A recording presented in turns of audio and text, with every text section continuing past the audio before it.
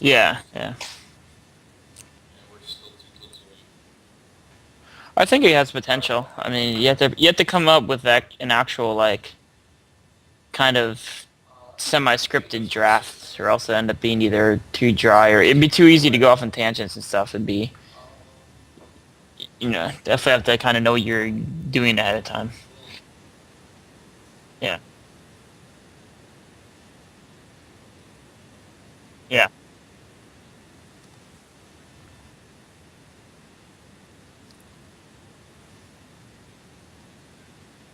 yeah, sure.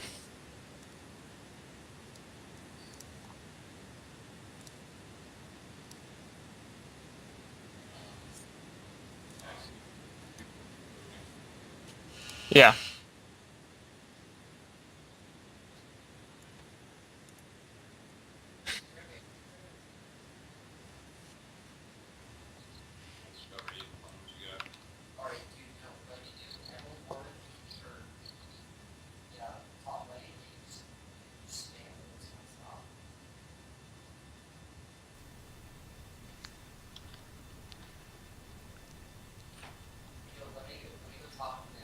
Yo, yo, yo, everybody, what's going on?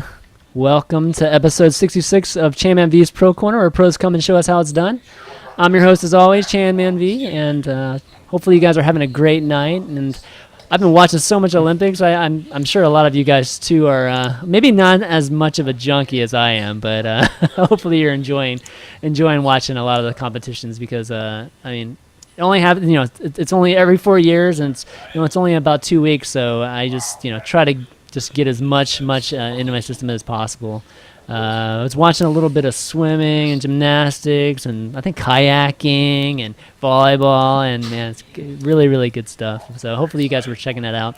StarCraft wise, I was watching the WCS Nordic a lot during this weekend. I was actually at an event myself, so I was like watching it all on my phone. But hopefully you guys watched that. It was a sick competition with it was, I think, Sase, Naniwa, Thorzane, and the big breakout for me was Sort of was on the show about 2 or 3 weeks ago, right? So and a lot of you guys didn't know who he was, and I was trying to get you guys to trying to get you guys to maybe keep an eye on him, especially at MLG. And he didn't actually end up having a great MLG, but man, he had an awesome WCS Nordic, and beat Naniwa, beat Sase, beat Thorzane in one series, and then lost to Thorzane 2-1 in the finals. But man, that guy is good. So check him out, guys. He's on the rise. The guy deserves more attention, and that's what we do on the show. We try to get guys that deserve more attention, some exposure. So he's like perfect example, and he's so good. I mean, it's different when they're like up and coming and they're marginal, but this guy is just flat out good. So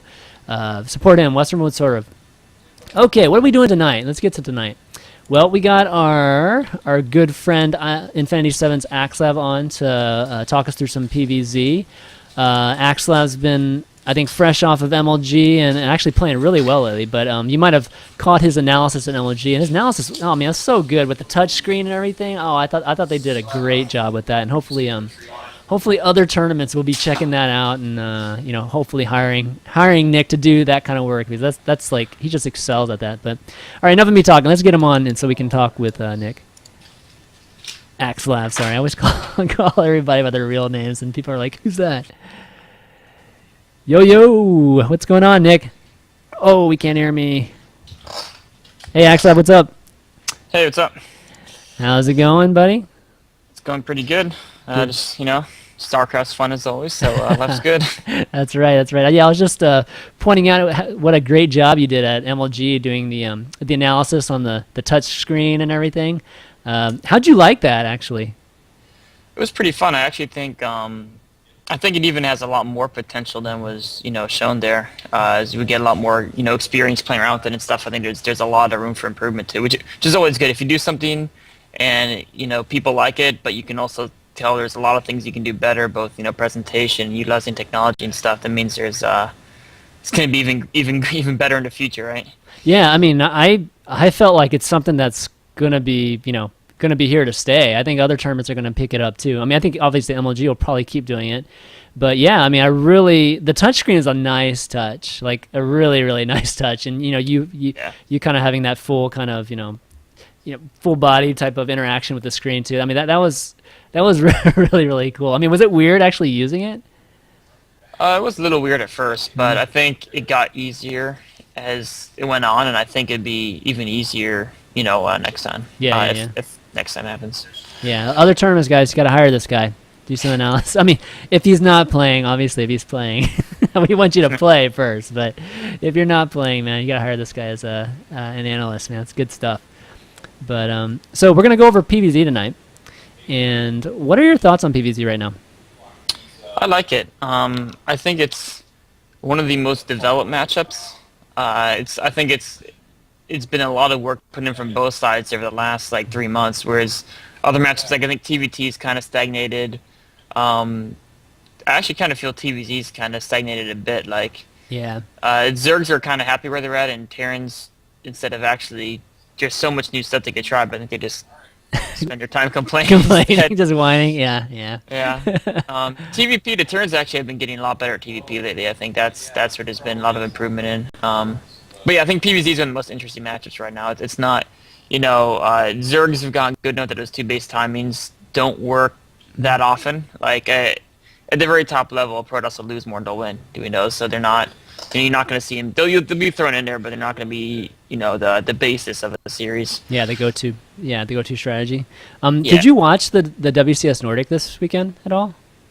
No, not the Nordic. Okay. No. Okay. Yeah, sort of ended up playing. I mean, he played Sauce, Nanawa, and was it Sai?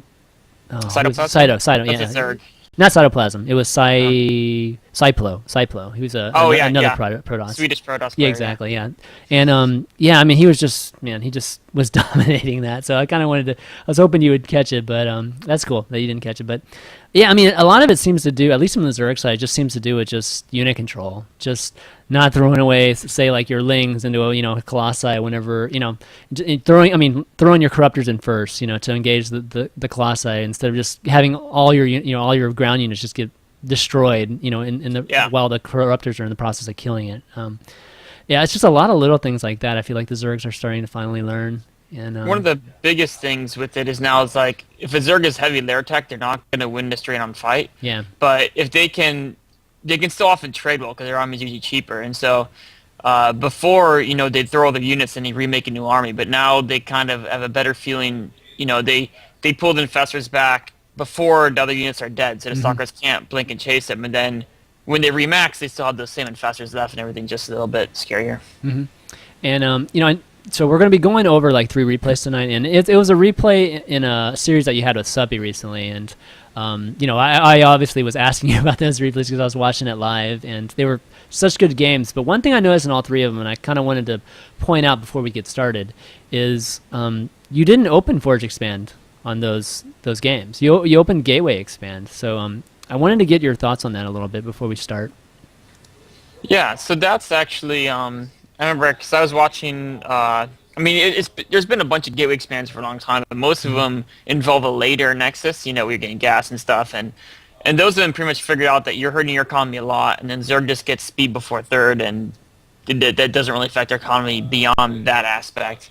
So they're pretty much everyone's like, oh, the gateway expands are bad. But then there's kind of this new age gateway expand that Nano was one of the ones that's persons I've seen it do it the most. Although I think Alicia does it too, and it's not any one person's build, where you just get the gate the same time you would get a forge, and you still get a nexus even before a second pylon. So economically, it's roughly on par with the Forge Expo, but you're just switching the order of your buildings around. Of course, makes you, early Zergians can sometimes be tricky, but as long as you're probe scaling and you use your chrono boost reactively to how many Zergians they build, I think it's just better, kind of like.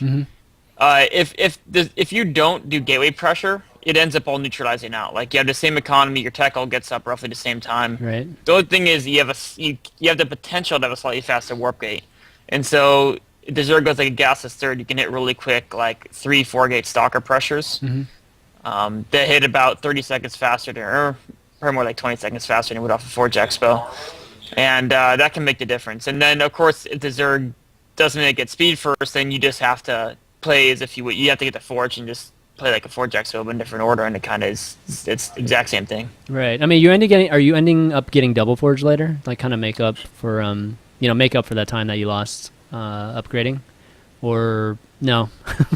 It depends. I often like if I do the gateway pressure, right? I'll skip the forge totally, and then I will end up getting double forges later often, especially if I think they're going muteless, because against muteless, both upgrades are super beneficial. Whereas like roaches, the armor is not really a big deal at all. I see. So in that case, I do. But a lot of Zergs, when they see you open that way, they get speed before third, and they take a third at like 5 minutes instead of 4:15 or so. Right. And then, if I see that, I have to get the forge earlier anyway, before I even get a second gateway. So then my upgrades are pretty on par, and I usually don't get that second forge. I like the tech for mass observers. It's kind of my my IU army comp is pure observer. Yeah, those observers do a lot of damage. But okay, well, why don't we jump right into some of these replays? And these replays are lots to go over. So, and they actually, the contrast between them, they were played all. We're just going to go in a row. So the first one was Antigua. Yeah. And yeah, it's kind of pretty cool how you contrast between them. So worked out perfectly these replays. So yeah. Really happy with them. Okay, got you switched over. Let me go over to your camera. And then why don't we go to... Oh, we got time. Let's just go to 2 minutes. All right. And then we'll start this replay. And guys, just tuning in, what we're doing is we're having Infinity 7's isAxslav on to discuss PvZ strategies. And the way we're going to do it is we're going to go through 3 replays. Replays from a series he had with EG.Suppy recently, like a few days ago, right? And... yeah, it was on Thursday. Yeah. So, and so we're just gonna have him walk through each one, kind of going over strategy, logic, and build, and hopefully some mechanics too. But okay, I'm at 2 minutes. All right, you're gonna do just faster times 1, right? Yeah, let's just do regular. Yeah, faster. Here you go. 3, 2, 1, go. So one thing that's actually one thing that's been changed a lot in PvZ is like I scouted out their gateway here. And I've timed it out so if it's like a 2 spawn maps, you know where they are. So this wouldn't work on like Metropolis or something like that. But on Antigua tournament formats where it's cross only, if you scout after gateway, you can get there in time to stop them from going pool then hatch at the 14 pool 16 hatch. Oh, right. And then it's a little more economical than scout after pylon. You don't get there in time to stop hatch first, so it's kind of a little bit of a trade-off. You scout a little bit later. And a lot of Zergs now are going hatch first because a lot of Protoss are being greedier with scouting either after Nexus on Nexus first or after Forge, after Gateway, things like that. So, but it's kind of a, they go hatch first, then you can be extra greedy too. So, yeah, kind of exactly. Okay, so now here's that Gateway opening that you were talking about, and yeah. Who was I was seeing that would go 2 pylon before? Before actually Forge or before Gateway. It was is it Elfie? Somebody. I can't remember who it was. I think Sase does it. Oh, Sase, that's right. That's what it was. I used to do it all the time. It's actually a little more economical. But it has it kind of has 2 disadvantages. One is that you're tech slightly later, so you can't threaten the same type of pressure you could. And then the other one is also it's kind of tricky. For some cheeses, having that later tech, it's not just to scare them, but like your sentries are a little bit later. So I mean, usually you still should be fine against things like Roach or Baiting Bust, but it's just slightly weaker against those. I see. Overall, I think most people just like to get the gateway a little faster. I see. Yeah, like it's yeah. Go ahead. Yeah. All right, like the little juke, but unfortunately, that queen was sitting there waiting for that kill. Yeah, I was trying to sneak by, but I mean, the important thing is I can see the timing of his third. Yeah. Yeah. So what comes after this? The cybernetics core. So this is where the scout's really important. If the third was later than it was, and I thought he might have been getting gas or something like that, in between. Or actually, wait, did I even scout? That was his. Actually, I didn't see the time of his third. So yeah, you just saw the queen, but yeah. So here, if I'm doing any more gateways and not forges, I'm playing a little risky, because a lot of times when we take the natural at the far location, right, like what he did here, often you can assume he took a gasless third early behind it, but nowadays, some Zergs might trick you, and the build I'm doing, if he got right after his hatchery, as soon as basically my probe left his main, if he added an extractor and went for speedings, I could be in a little bit of trouble here. Because he would have speed done usually around 6 minutes with that build, and then I'm walking out here. I just died like 30 speedings if he was doing that, right? Right. So it's a bit of a risk. This follow-up you really should only do if you know they took a gasless third. And here, so I'm being a little bit risky. I'm kind of assuming he did it based on partly, I know he plays. Yeah, Suppy, so. Yeah, and it's extremely rare for Zerg to take their non-natural and then not go gasless third, their second. I think a lot of Zerg just feel uncomfortable playing with only 2 bases with them being split up. Yeah. So when you see all those lings right there, yeah. Is there any information you can process from that? Yeah, I mean, it means there's not going to be roaches coming anytime soon. Okay. Is the main thing. But then another thing is also, it means not to poke the units. Right. Because even though the Stalker can run away, the Zealots can't, so. Okay, so pause here. Yeah. So one thing that, while you were explaining the other thing we missed is that you added on 2 more gateways to the 2 that you already started with. So obviously this is like a 2-base 4 gate, right?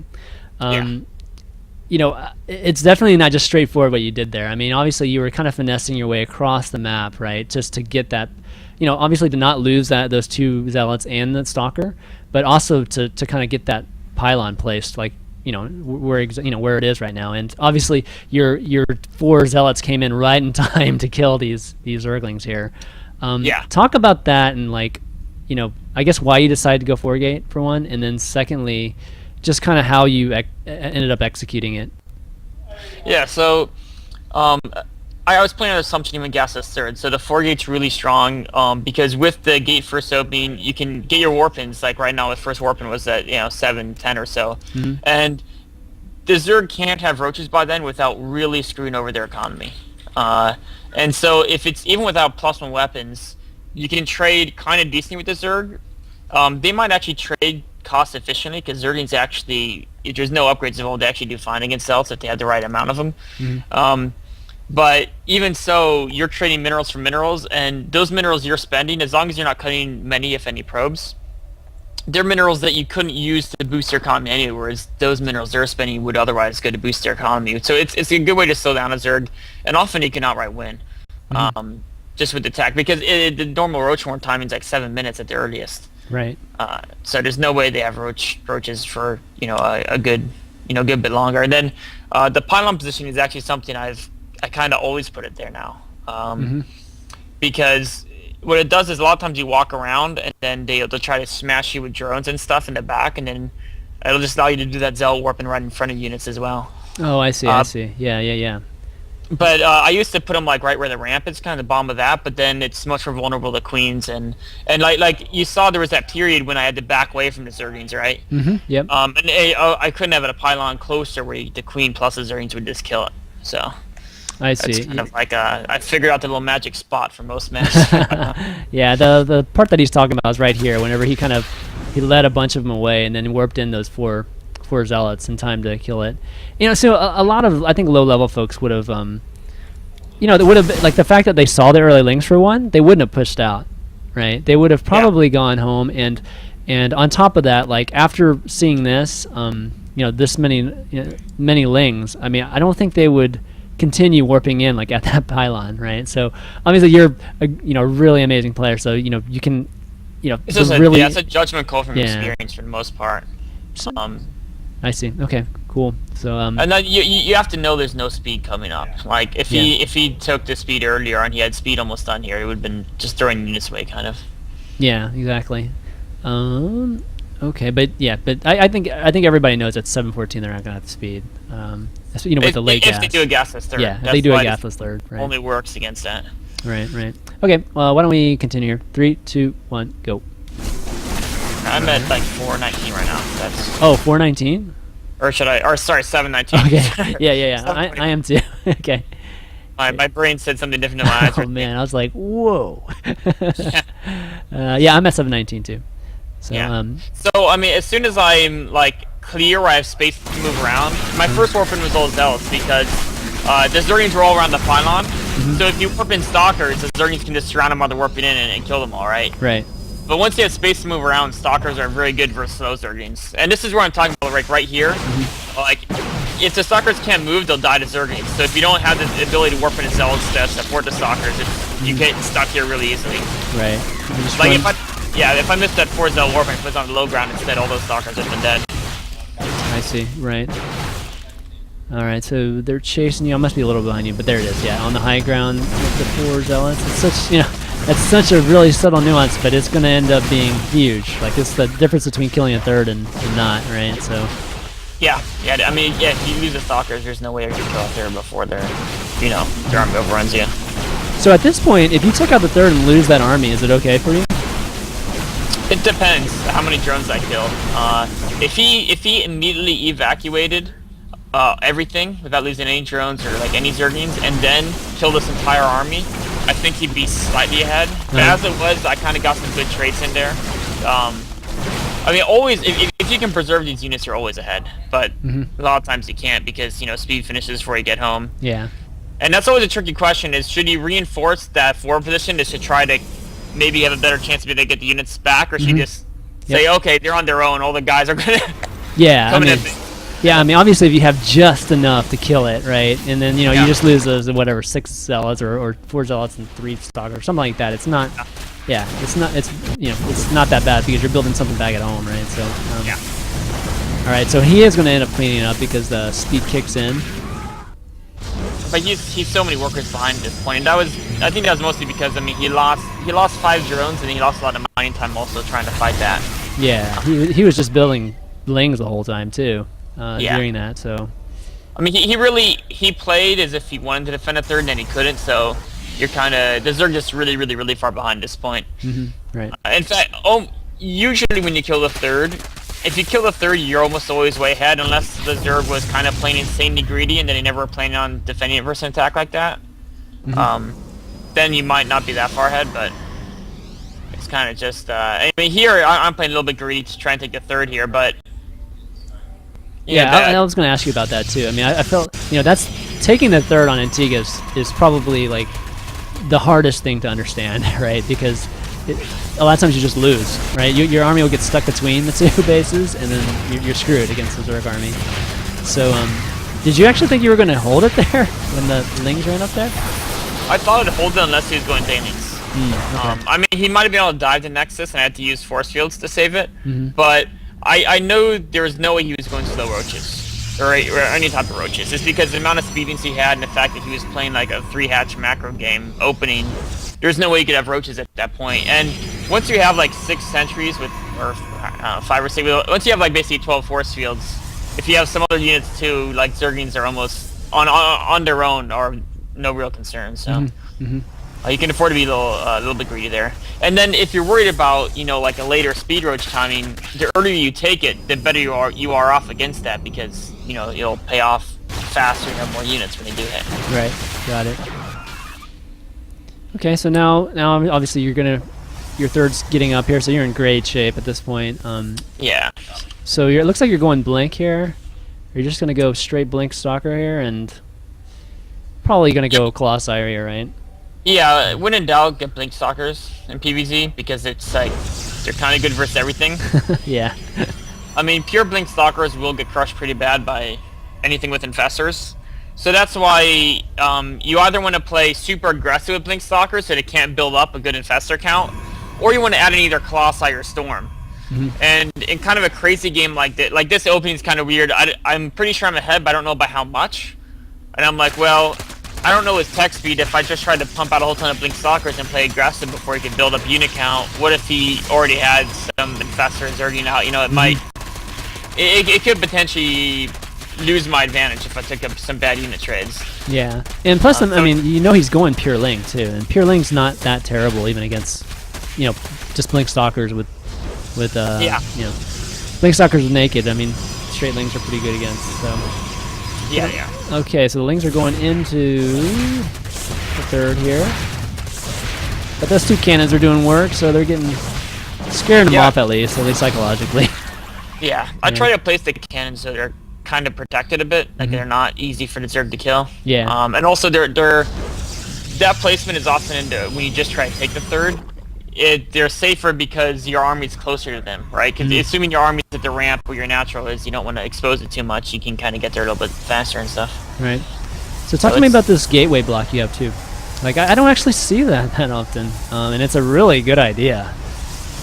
Yeah, I mean the there's a disadvantage, of course, that it's another position to have to defend, right? Mm-hmm. But it's such a huge help against speeding run bys. Yep. Because especially, I think you need to do it like if you do a forge expo and you already have that ramp to your natural blocked off. It's not as big a deal, but if you don't have the ramp blocked off, like Zerglings running into where your nexus is at your natural can be a real pain. Mm-hmm. And then you have to try to split up units. You have to protect your third and your natural at the same time. Whereas this way, they have a hard time kind of like if they threaten your third through the rock area, and then they like that's pretty common. Zerg threatens a third through the rock area, and then when you move to protect it, they'll run a whole bunch of guys by. Yep.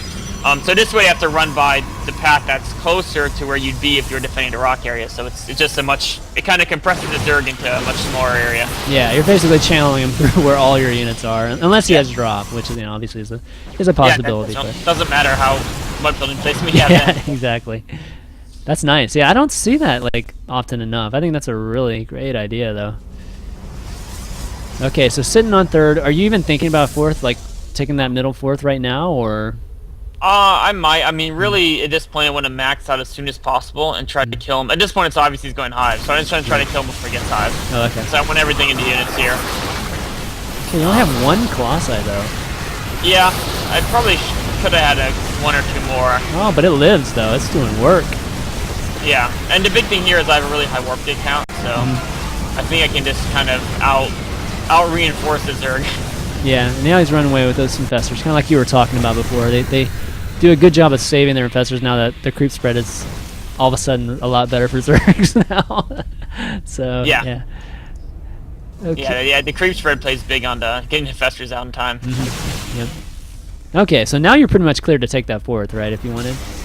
Yeah, I could definitely take it right now. Yeah. I'd be able to warp in a few left units. In fact, I often have a probe mine from there, just so there's like kind of close. Yeah. I probably could have an idle there, but I like to feel like it's doing something. So. Yeah. No, that's good. That's good.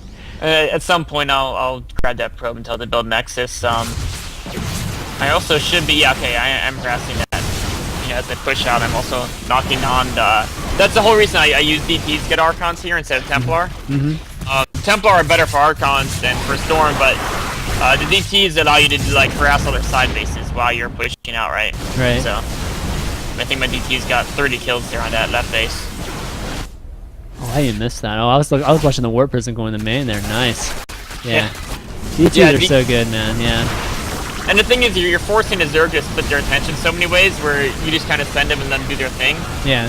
And then, especially if you're trying to control infestors and control the rally points, you can just focus on your main army for the most part, and then it's just so much of a deal with. They're more likely to miss a couple areas. Yeah, I mean DTs, they force the Zerg to really be solid technically, right? Like their technical play has to be solid, and a lot of Zergs are actually not up to par when it comes to that. I mean, you see it sometimes in the Koreans. Koreans are really good about, whether it's like putting overlords one at each base, so that they can just morph like all of them, into an overseers. Just being very, meticulous about stuff like DTs. That's why I think DTs are so good for you guys, because it really I mean, it not only does it like, put them at a disadvantage, it wins games sometimes. So that's a really good strategy to have whenever you use it.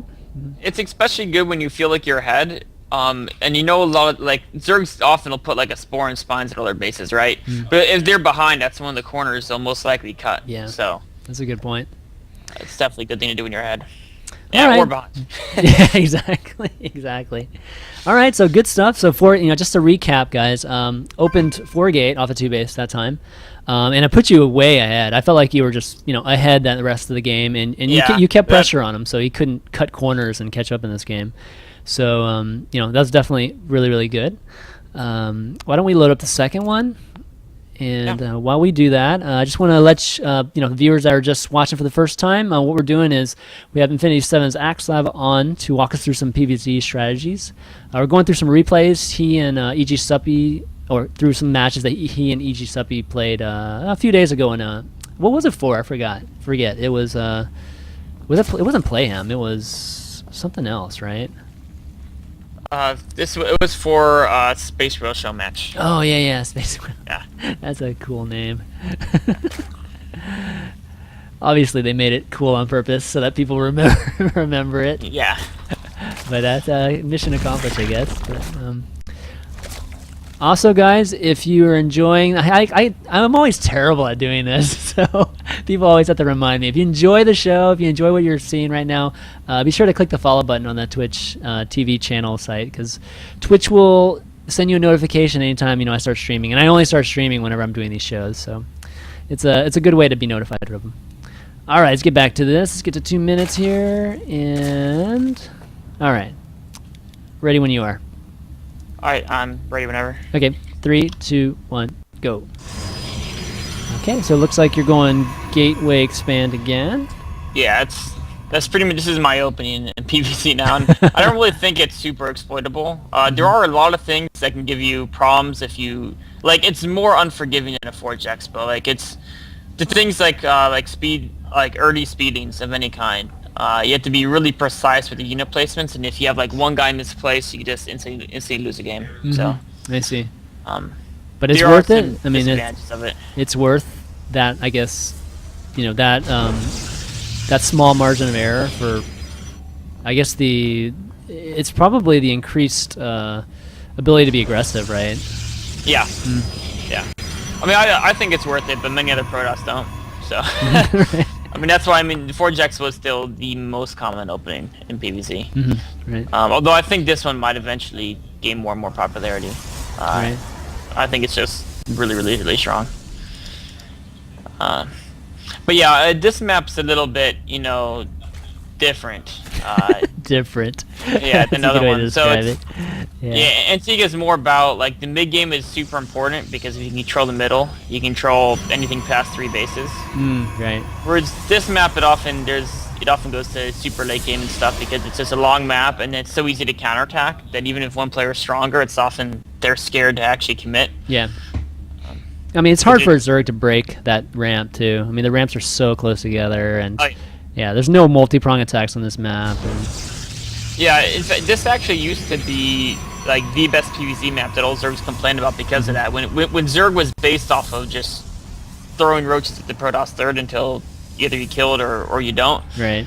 And then that's how the game sided. This was like the terrible map that all Zergs hated. But lately, like, he actually picked this map, and a lot of Zergs, like Machine, even he says he likes this map too. He thinks it's great now for Zerg. Right. If you're playing the Hive Tech style, where you're like, I don't care if they get a third anyway, this is the best Hive Tech map, pretty much. Because that gap by the fourth is so strong for Brood Lords.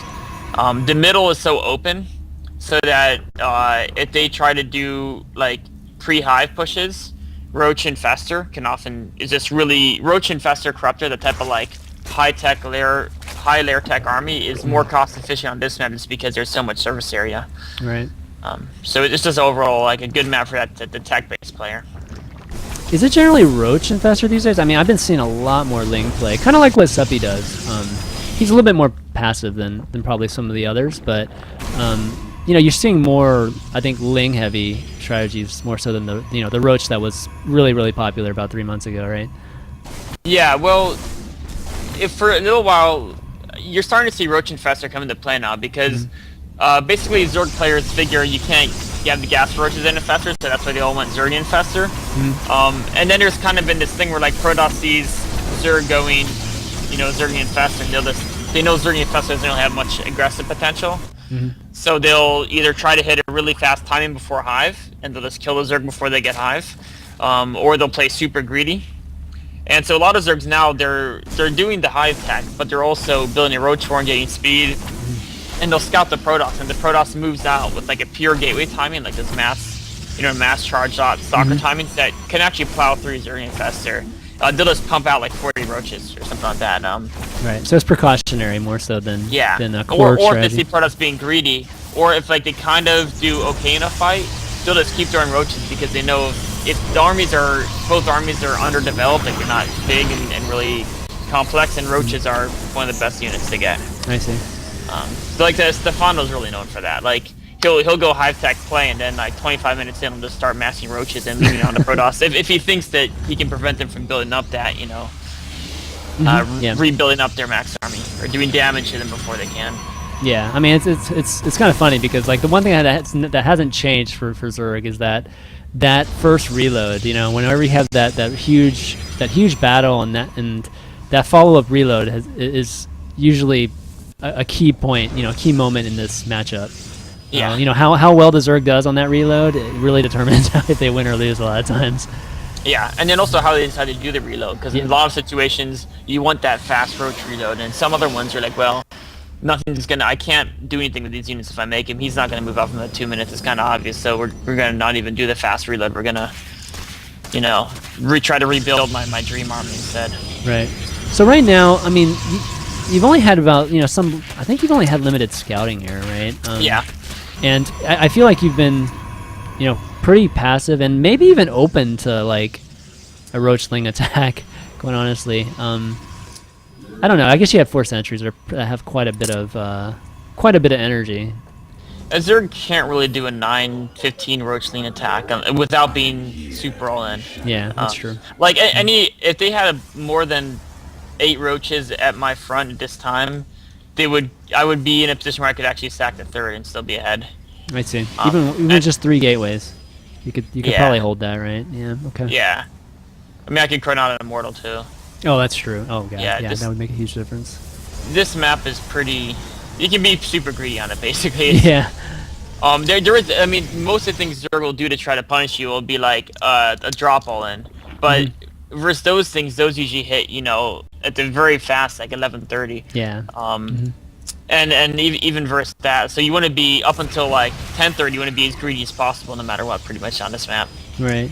Of course, the Zerg will realize that too, and if I mean, he shot up to like 80 drones, super fast, right? Right, and your double observers out by then too, so I mean, if that's coming or not, yeah. anyways. So yeah, gotcha. Yeah, the observer should get there. If your observer's getting here after 10 minutes, you're starting to get a little dangerous because you might not have reaction time. But as long as you get there by 10 minutes, here. Okay, so at this point, you know what he's doing. I mean, he's going hive, and he's already got his 4th base up, so he's being super greedy, just like you. So what are you planning for right here? I see that obviously the Templar Archive's going down, which I think means you're going to be getting Storm, right, or High Templar. Yeah, yeah. And then it's the Stargate too, and this is like, as soon as you see Zertech Hive, you have to make a choice whether to try to hit a pre-hive timing or to just try to get an army that'll fight late game, right? Yeah. What are the determining factors of that? So a lot of it's the map, and a lot of it's kind of the way the openings went. Okay. Like if you, for example on Antigua, right? If you get a big, like the last game I got a big edge early, you just want to try to hit a pre-hive timing, because at that point you can be very confident your pre-hive timing will work. And then if you let it get a super late game, that advantage that you got early game will kind of go away, because like maybe you'll get your dream army a minute faster, but you still probably won't get attacked, and then maybe you'll have a bigger bank, but it'll still come down to who wins the big fights, who controls better, right? Right. Like an extra 1,000 in the bank and each have like 3K might not really mean that much, right? Right. So pause right here. Yeah. Like, tell me if I'm right or wrong on this, but I feel like this moment that you have right now is like a little bit vulnerable moment that you have. Do you feel vulnerable right at this point? I mean, you're just kind of like hoping you get through this kind of minute, I guess it is, before, obviously the High Templars came out, and once you have the High Templars, I think you're good, right? Yeah. But okay, I was just wondering, because you were rolling out, and I felt like, okay, I know he's going to take the 4th, but you just kind of have to take those kind of risks, right, during a game. I kind of feel like this actually map, the way he's playing this map is so strong that I feel if you don't take a couple risks like this, like I'm kind of figuring he's just trying to get through hive, especially there's 2 things I saw to make me take this risk. One is I saw him spining up his 4th, so I know he wasn't doing switching over to roaches or a lot of Zergans to try to kill. The other thing is I saw his Zergan count. Yeah. I paused right after my observer died, actually, at like 11 or 12:37. Yeah, yeah. I had literally just had an observer that got killed by the infestors, so I knew exactly what he had out here, and I was thinking, like, if he went in on me, he wouldn't kill my 4th right now. What would happen is he just doesn't have enough Zergans to do it. He's only got like 40 there. He would trade well though. Like he would lose all Zerglings, I would lose almost all my army, and then infestors would walk away. So I'm like, that would be bad for me. But a lot of these units aren't actually worth all that much anyway, especially if I did like another Zell warp in. And for him it would be actually kind of risky to attack only 40 Zerglings, because if I had blink, I could dive the infestors and then we'd both kind of lose everything. Right. And that'll be bad for him because his infestors are worth more than whatever I have right now. I see. Okay. No, I was just wanted to just make sure like at least my logic at least was right about it, and hopefully explain to viewers maybe that kind of thing. If he knew it in that blink, you'd definitely get a really good trade here. Because what happened is I'd probably use force fields and his Zerglings would all die without really doing much. Right. Because I have so many force fields. But during that time, he'd probably get enough fungals off. He'd kill pretty much my whole army. And then it's just a getaway. Gotcha. But my whole army actually, it's not. I'm at like 127 food and most stats workers, so. Yeah, exactly. It's not really that big a deal. All right, let's start up here. 3, 2, 1, go. All right, getting your 4th out, and yeah, I figure I feel like when that 4th is not quite, I guess not quite saturated is kind of where the point of contention comes. Yeah, and actually a lot of, because Protoss are doing things like this, and as soon as I have Storm, it's totally safe. Yeah. So I took it maybe like 15 seconds earlier than might have been super prudent. But with a lot of Zergs is they're doing like these ultra timings now. Yeah, exactly. To try to push the 4th, and because he could have an ultra cavern almost done now. In fact, he didn't even tech as fast as he could have. He teched at like closer to 12 minutes, whereas a lot of Zergs nowadays are taking 11. That's just because he droned up way harder as well. So yeah, an ultra comp would be quite good against what you have there. Yeah. Until you have the Archons morphed, I guess, but those sentries are pretty much worthless once the ultras are out, right? Yeah, and I mean that's basically one of the big things of ultras is they have that baning to be super efficient. Yeah. Because they cleared away for those, and as long as the baning hits like a couple of units, it's going to be efficient pretty much. Yeah. So I mean, Storm can be a problem too. So you have to have good flanks and angles, and you have to do fungal so they can't back up and Storm as you're backing up. Right. Okay, so this push up, mostly to clear creep, or actually want to poke? I'm gonna clear creep. There's no I'm gonna kill the spine cores, but I have the Storm. Although I actually kind of ditched my Templars a bit, which is, I mean, you couldn't tell that, or else yeah, Sergeant Squad could have killed those. It would have been bad. Yeah. Or I'll force me to make Archons or something. But I mean, I'm just killing creep, trying to get rid of his map vision, because I know that he's not a threat until the Broodlords morph, and I know they're not. They may be morphing it back, but I had that observer ahead of me the whole time, so. So he does kind of catch you out of position here in a second. Why did you have your army there, by the way? On this, so I'm trying to make him think I'm attacking the left side. Oh, okay. And I'm hoping he's gonna put all his Broodlords and Infestors there, and then this War Prism where I'm at is just dying. Maybe I'm at where you are. I'm at the point where my War Prism just got killed. Oh, okay. I'm at the point where you're actually going into the 5th. Okay, yeah, that's where I'm at right now. Okay, good. I missed the War Prism. So the War Prism went to the right side, and I saw that his Broodlords were there. So I'm basically throwing two sides, and I'm hoping he won't divide up correctly, and then whichever side I can go in, I'll go in and either kill the natural / main with the War Prism, or I'll hit the 5th, try to kill the 4th. Right now, I'm just trying to avoid fighting his army. So I keep making War Prisms and trying to work the right side of the map War Prisms, but they keep dying. Right. I've already lost the second one. I lost. And then meanwhile, I'm trying to throw in the left side with my army. Yeah, and that's a pretty scary comp he's got against your army there. Yeah. But you can have a pro move here in a second. Yeah, I'm just trying to basically buy time, because all my money is going into the air transition right now. And I'm threatening the base race. Yep. And there's your mothership there, right? Yeah, it's hiding somewhere. I have it hidden. Yeah, it's over in the 4th. Yeah, well, that's not really actually hidden. It probably should be back more like that. But your mothership saves all your entire army here. Yep. And I mean, again, I had a War Prism. That's my 3rd War Prism. Just died another 10 seconds ago. Really? So, I'm missing all those War Prism. Yeah, well, he was catching them all this game. I mean, the whole idea of the strategy is that in the last 3 minutes, he could have just walked across the map and killed me, right? But if he did so, he would have lost, he can move and probably kill one of my bases. He wouldn't feel comfortable splitting up his army. And I would use my War Prisms, and he would have lost, one or two bases to those. My army would hit another base, and he would die the base race much faster than I would. And then eventually, I know I would get the militia out, and, eventually it might come down to one battle, but I think I would have more economy behind me, more production behind me, just because he would kill maybe 1 or 2 bases, but I would kill everything. Right. So talk to me about this carrier transition here. I mean, you're building carriers, you're building Void Rays, and I mean, obviously in theory, a lot of us, know that composition is good against Broodlord Infestor, especially with the mothership. I mean, you have to have the mothership too. But I feel like you're almost just skipping right to it, because this army that you're just really moving them around with and kind of just posturing with is like a really tiny army. Yeah, and, I mean, and he is actually finally he's controlling his units well. Mm-hmm. It is tiny, but it's big enough that with warp and support, I can smash through spines. Oh, I see. Okay. Depends on how many there are, but I have enough gateways I could warp in a lot of zealots. Okay. But here's some zealots trying to get through his spines here. They're not doing so good though, but. Yeah, I mean, Suppy's spine strategies, I feel like it's a really good strategy. Yeah. The way he dumps. I mean, everybody's like, oh yeah, you always dump minerals and spines, but it's actually a very important part of his strategy. So it's pretty cool. So the whole idea behind the carrier thing is, I think a lot of people think it's good, but all for the wrong reasons. Like, they're like, oh, carriers are good, you just get a lot of them, then you win, right? Carriers actually kind of lose to every Zerg unit that can hit them.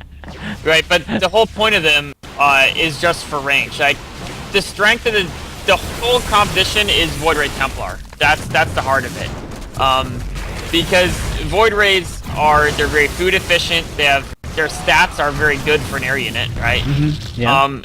And then Templar are there for feedbacks if they misposition the infestors, but also that if they chain fungal your Void Rays, but Storm will actually kill Corruptors faster than Fungal will kill Void Rays. Mm-hmm. Right. And then maybe you get stuck on chain fungal, and then you have to recall to save the Void Rays, but you'll recall and lose your shields, and they'll lose all their Corruptors to Storm and Void Ray Fire. So that's the heart of the competition, and you just add in a couple carriers in there for the range, because when you both have spellcasters, whoever kind of like, if you can force them to come to you and your guys are all situated better, it's easier to get the feedbacks, the storms, etc. off, right? The vortex. Mm-hmm. And so the carriers are there just because they have long range.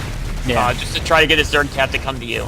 And you never want to get more than like 4 or 5. Because like I said, their stats they're just way worse than Void Rays at actually fighting. Yeah, their armor's really bad. I mean, they go down so fast. Not to mention the interceptors die pretty quickly too to fungal and whatnot.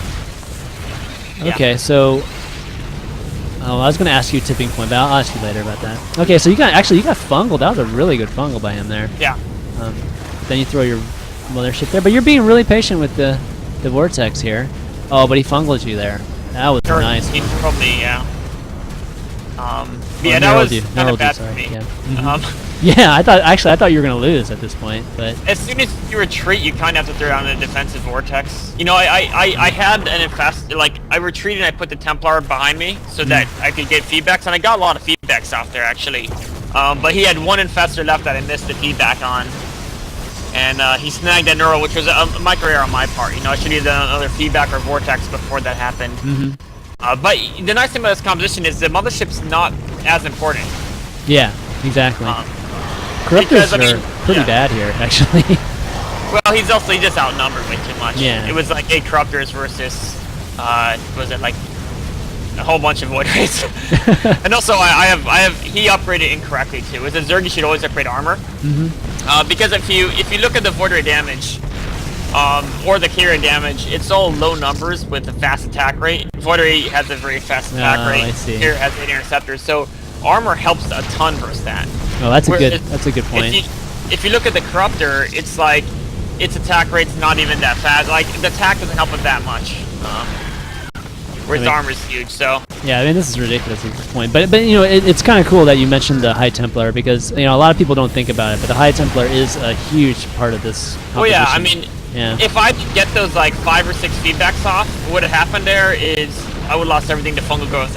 Like as soon as the mothership went down, if they have like 5 infestors left and your voiders are clumped, they're all dead. Well, I mean, you do have the carriers, like you said. The range of the carriers will kill those infestors, right? Well, but you'll still get fungal, like. Yeah, you will. You'll lose like at least half of your health, and then those corruptors do a lot better whenever you lose half of your health. Yeah. And the thing is for the longest time, you used to always just spread Void Rays out all over the place to deal with this thing, but then what, like, if they're spread out, not only is it much harder to storm Corruptors, because you're obviously, because they'll be spread out too, but also Corruptors can just focus down Void Rays easier, and there'll be situations where, like, their whole Corruptor army is fighting, like, 3 or Void Rays. So this is the problem. Like, these Infestors can kill all this air army right here. My pushing is, if I didn't bring in these Stalkers here, all the air army would have died to chain fungals if I didn't have that ground support. Right. So at what point did you decide to go this comp? Like, you know, you had that Gateway army on the map with High Templar, but was it even before that you had in your head that, okay, I'm gonna go air toss against this? As soon as he went Hive, I made that decision. Okay. Pretty much for me, it's either try to do pre-high timing with a ton of warp gates, and then even if you can't kill them, you maybe just keep throwing warp units everywhere until they die, or go for this competition. I see. And so this is, this competition I think is very, very, very strong. And the way that, like, to Zerg beat this, one, they need the armor upgrades, like I said, but they also need to be really precise with their Infestors. You know, what happened is he kind of dived his entire Infestor force to get that neural on the mothership.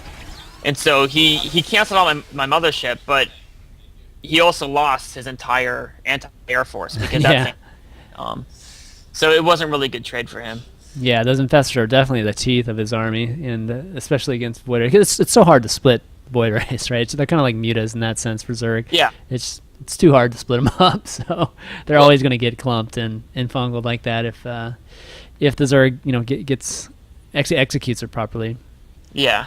The other thing is, like, Corruptors versus Void Rays, if they have, like, equal armor to your attack, like, if all the upgrades are equal, right? Corruptors versus Void Rays is super, super even cost for cost battle.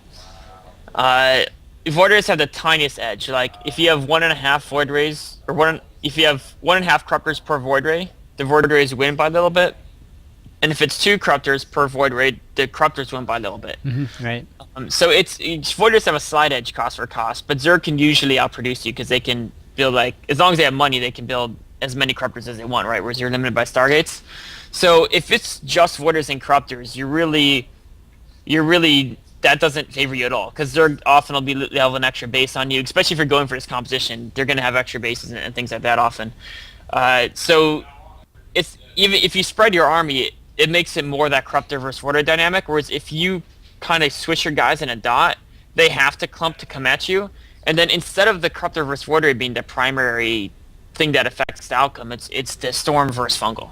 And right. Storm kills faster than Fungal does. I mean, I also like the comp because it totally, like, the Broodlords, all that resource they spent on their Broodlords are completely wasted. I mean, sure, they can kill High Templars in theory, but I mean, just like practically speaking. I mean, but Zergans are better anyway. Exactly. And actually, your Void Rays might even kill them before they even reach your Templar anyway, right? So, well, you kind of have to keep a Templar sometimes too. Yeah, I mean, honestly, I didn't even know where your Templars were in that whole battle. I could never see them because they were covered. So, I was just like, oh, Storm's just coming out of nowhere. He's got Templar somewhere in there.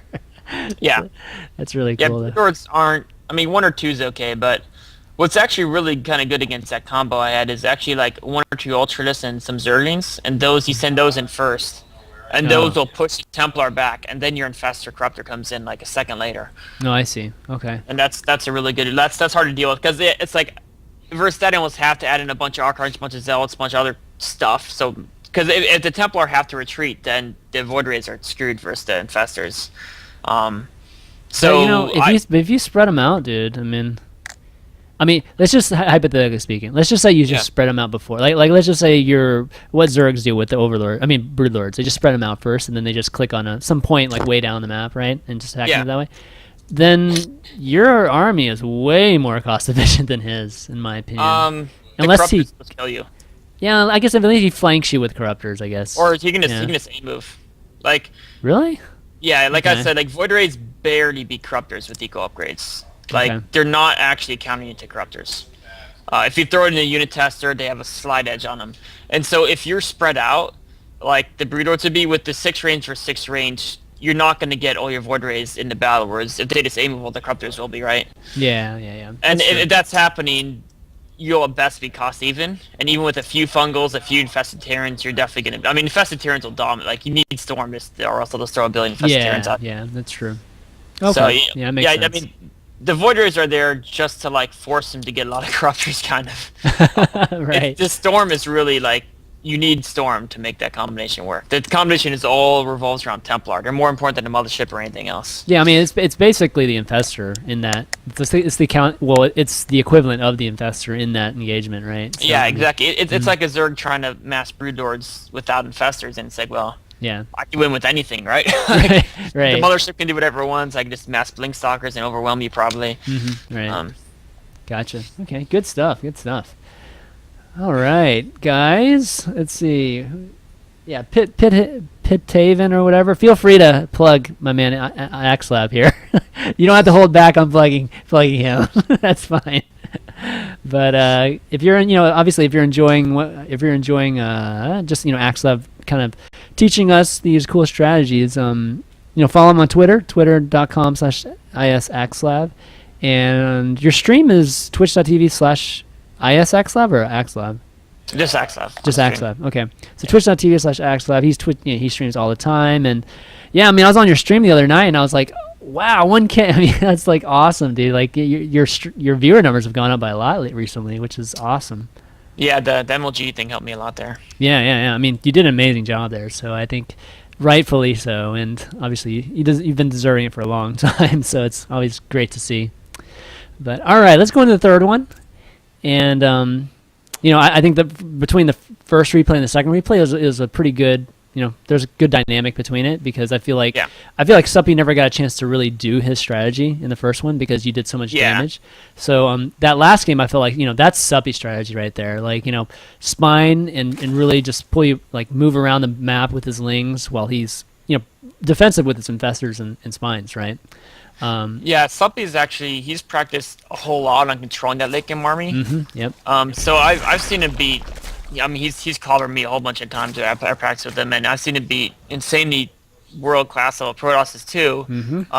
Even being a couple bases down, if they're just doing the conventional Blink, Stalker, Storm, Colossi, Archon, Vortex thing, right? Right. Because he's so practiced he's so good at controlling that late game versus that. But I think he's not as practiced first air, right?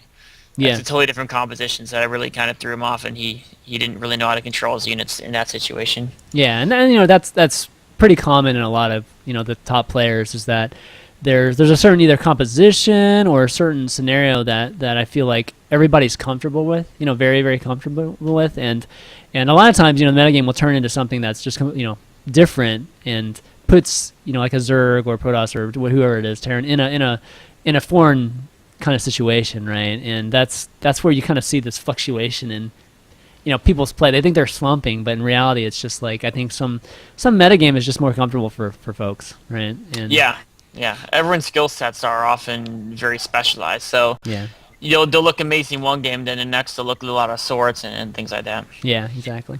All right, I'm at 2 minutes. We'll do the same on this one. Yeah. All right, here we go. 3, 2, 1, go. So, how last game I was talking about how the instant I saw the Hive, I decided to do that air composition, right? Yep. And then one thing about that, why it's so good on a map like that or Tyler Malter, is that because the map's so wide and spread out, you can threaten a base race very, very easily. Because there's no way to get Void Ray Storm before they get Broodlord Infestor. You just can't. It's more expensive. You have to all the start. It takes about an extra 2 minutes to get to. Yeah, I mean you can't. It's impossible for you to streamline that, right? Versus the Zerg's already streamlined for Broodlords with the lane. Well, yeah. If you you could get it by the 15-minute mark if you went straight to it, but you would just die to Infestor Zerging. Because they just kill you. And then Infestor Zerging is on their route they just kill you with Infested Terrans. So right. So you need a couple extra minutes, and that's why it's really great on a map like Entombed. Because there's so much you can work around the sides, you can threaten Warp Prisms, and Zerg doesn't want to base race in those situations for the most part. Right. It's just they'll usually, I mean, they can it depends on what their zerging count is, and if they're comfortable switching over to like adding pumping a lot of roaches, which is the danger if they do that type of strategy where it's more mobile. Yep. But if they're just Broodor infester, Broodors actually kill buildings super slow. Oh, do they? I didn't realize that. Yeah, their DPS is actually not like Broodors don't actually kill things fast. It's just that they sit so far back that they're never going to die themselves, right? So yeah, I always thought that was a strange thing. You know, your point about it, you know, the Zergs being immobile when they have Broodlords, that, you know, totally on the mark. And I always thought it was weird from a design standpoint that they did that, because, you know, Zergs are supposed to be just mobile, right, as a race. Yeah. And they are, you know, like the majority of the time they are. But then they made, like, you know, the ultimate kind of unit, I mean, outside the Ultra, but the ultimate unit is the slow-ass siege unit, yeah, which is it's weird. like if, I mean, in Brood, it's kind of similar to the Brood War Guardian, right? But except that the Guardian just wasn't, like, you didn't kill everything. Yeah, so, yeah. I so mean, it people was more of said an it was more of a complementary unit than. yeah, but it wasn't really, like, people just didn't really, I mean, you'd throw them behind bases to harass, or you'd sometimes throw a couple in for certain situations, but it wasn't like you could make this slow-moving death ball type thing with them. Yeah, they weren't siege tanks, basically. Yeah, you could hard counter them easily. Like, you could just add in a couple wraiths or whatever. You could add in, you know, some storms, some irradiate. There were so many ways to deal with them that would deal with them so hard that you can never base an army around them. Yeah.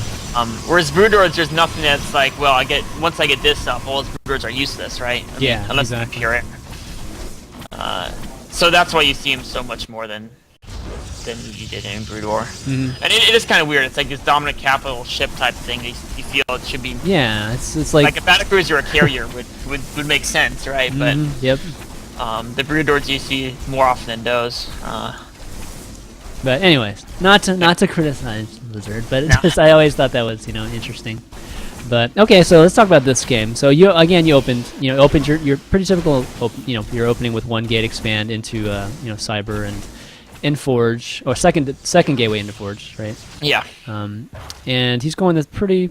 Or I think I got Forged before second gateway actually this game. Oh, did you? Same as down Entombed, yeah. There's no point, like, unless you want to do that gateway pressure early. There's no point getting. Like, I don't even use the second gateway. This is just a wall off.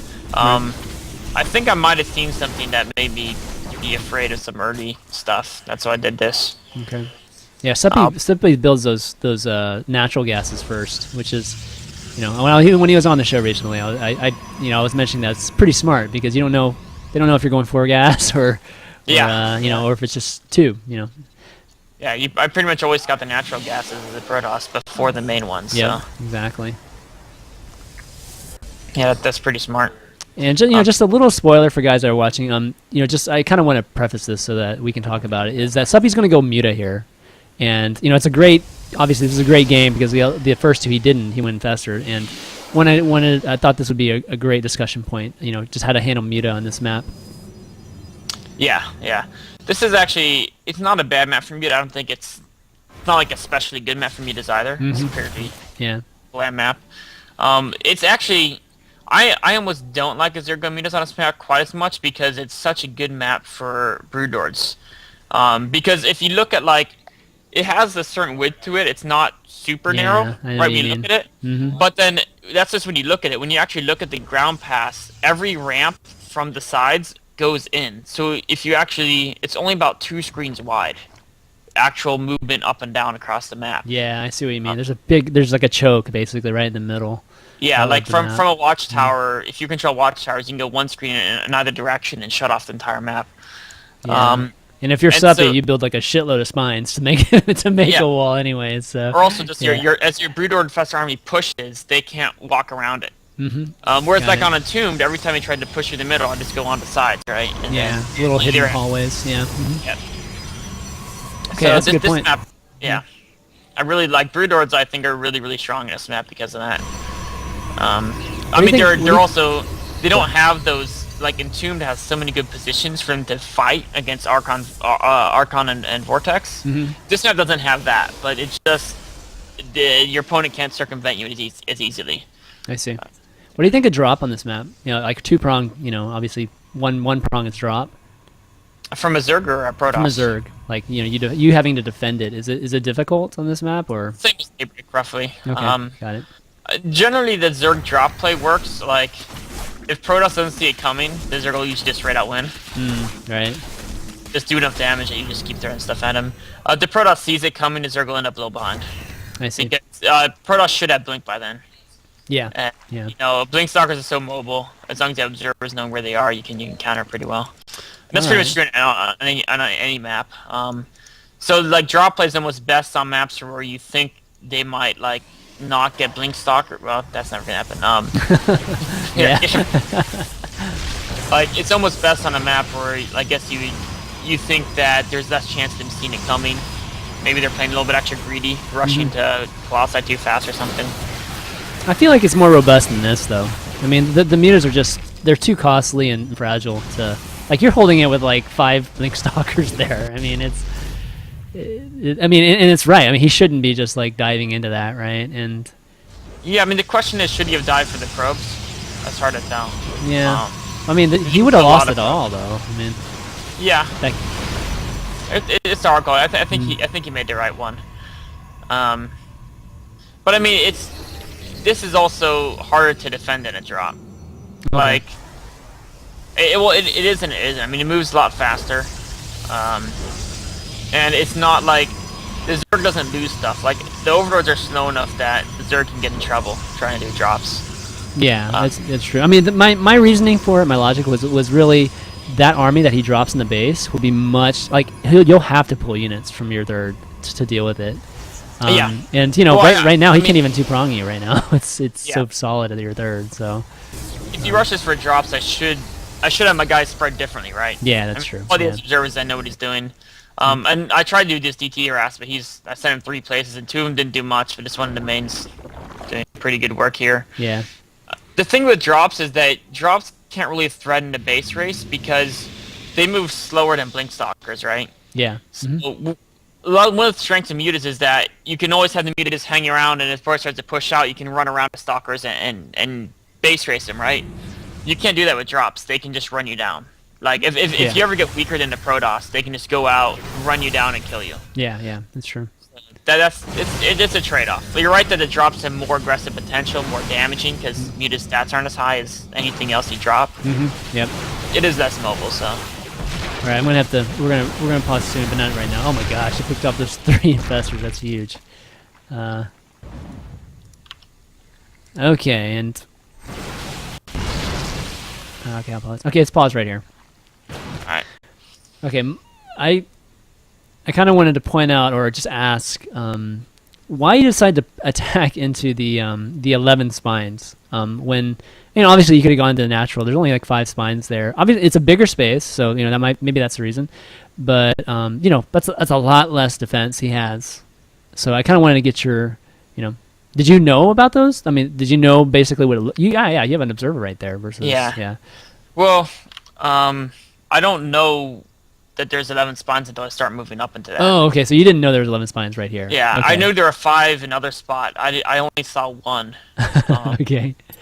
I see 1 spine with the observer I sent earlier, and then so once I'm up there, I'm like, should I keep going or should I circle back?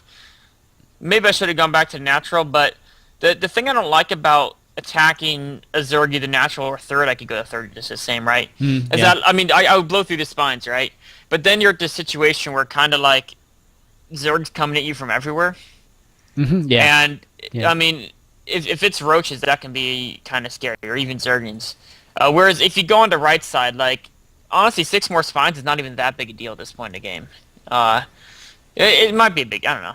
Yeah, I mean, the beauty of it, what I noticed, in just a second, everybody will see, is, you end up just force fielding, so nothing can get through the spines, right? So you really are just dealing with only the spines, which is not a problem, like you said, if it's just the spines.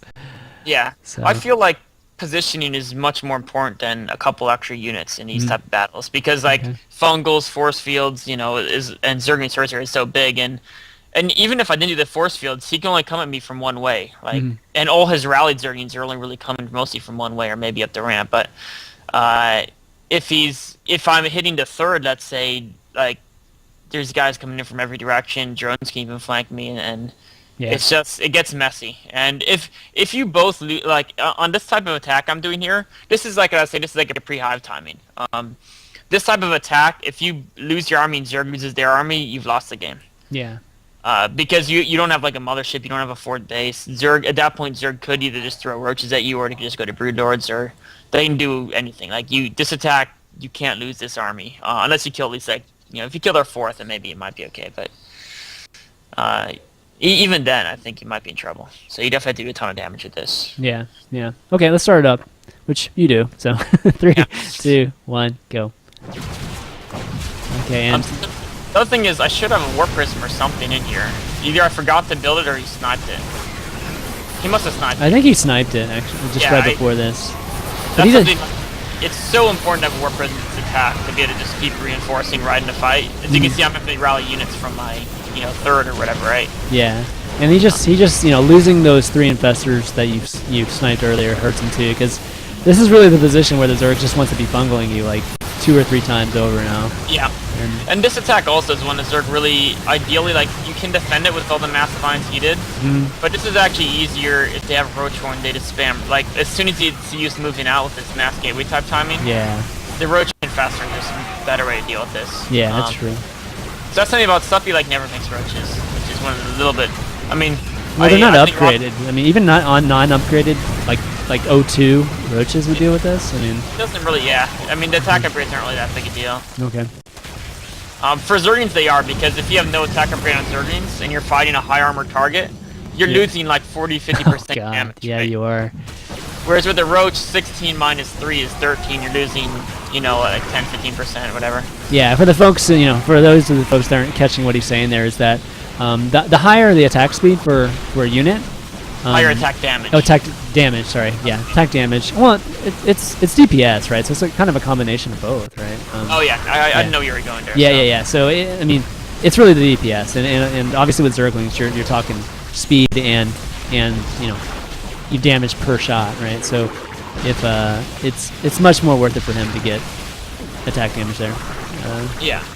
Well, I mean, basically, the higher attack damage per hit a unit does, the less affected it is by armor. So the less you kind of need to keep up an upgrade. Yeah, right. So things like Stalkers or Roaches or Archons, I mean, upgrades still help a lot, but it's not super essential. Like, if it's a good unit to have, it's a good unit to have.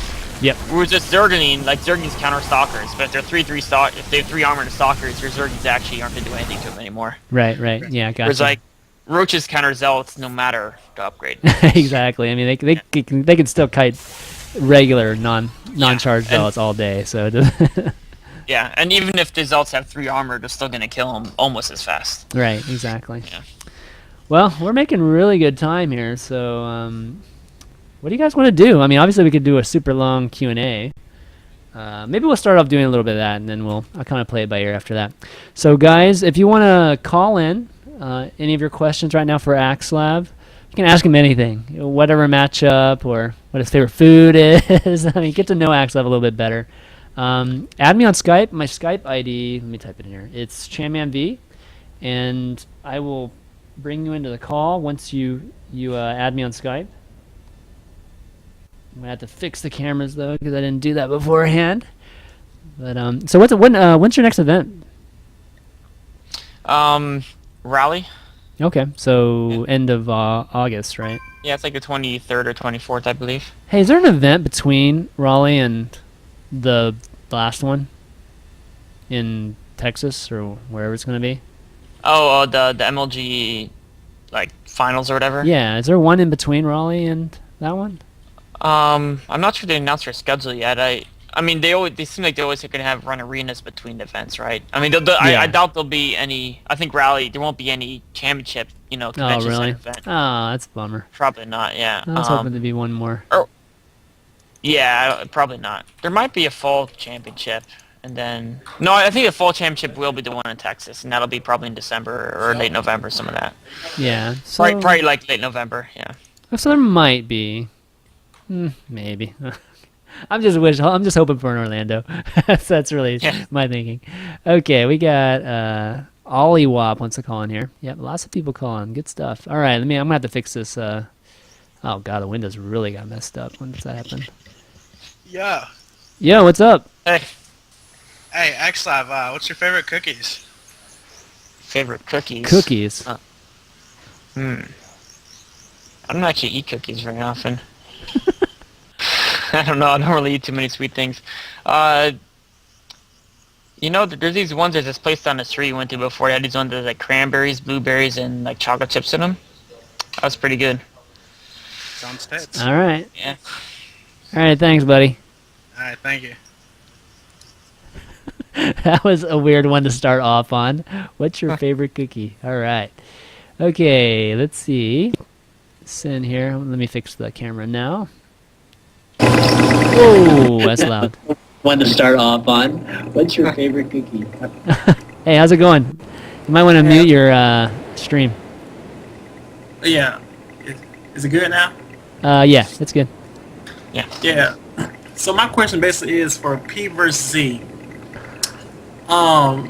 Right now in the meta game, do you feel like the two base timings are kind of like obsolete? They're not really working. That it should be more based around a 3-base game, or does the 2-base game still work? Because it seems like the Zerg mass is just too overwhelming at a certain point.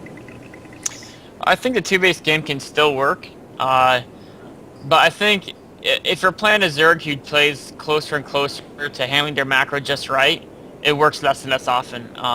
I think the analogy is, I think two-base Protoss timings versus Zerg are similar to like the Zerg Roach Max versus Protoss, whereas like that 11 to 12 minute Roach Max is really hard to deal with, but if Protoss does everything right, they will win.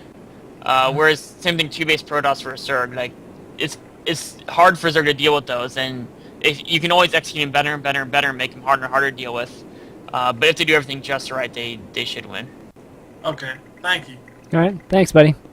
Mhm. All right, we got lots of callers today. Grack Fields.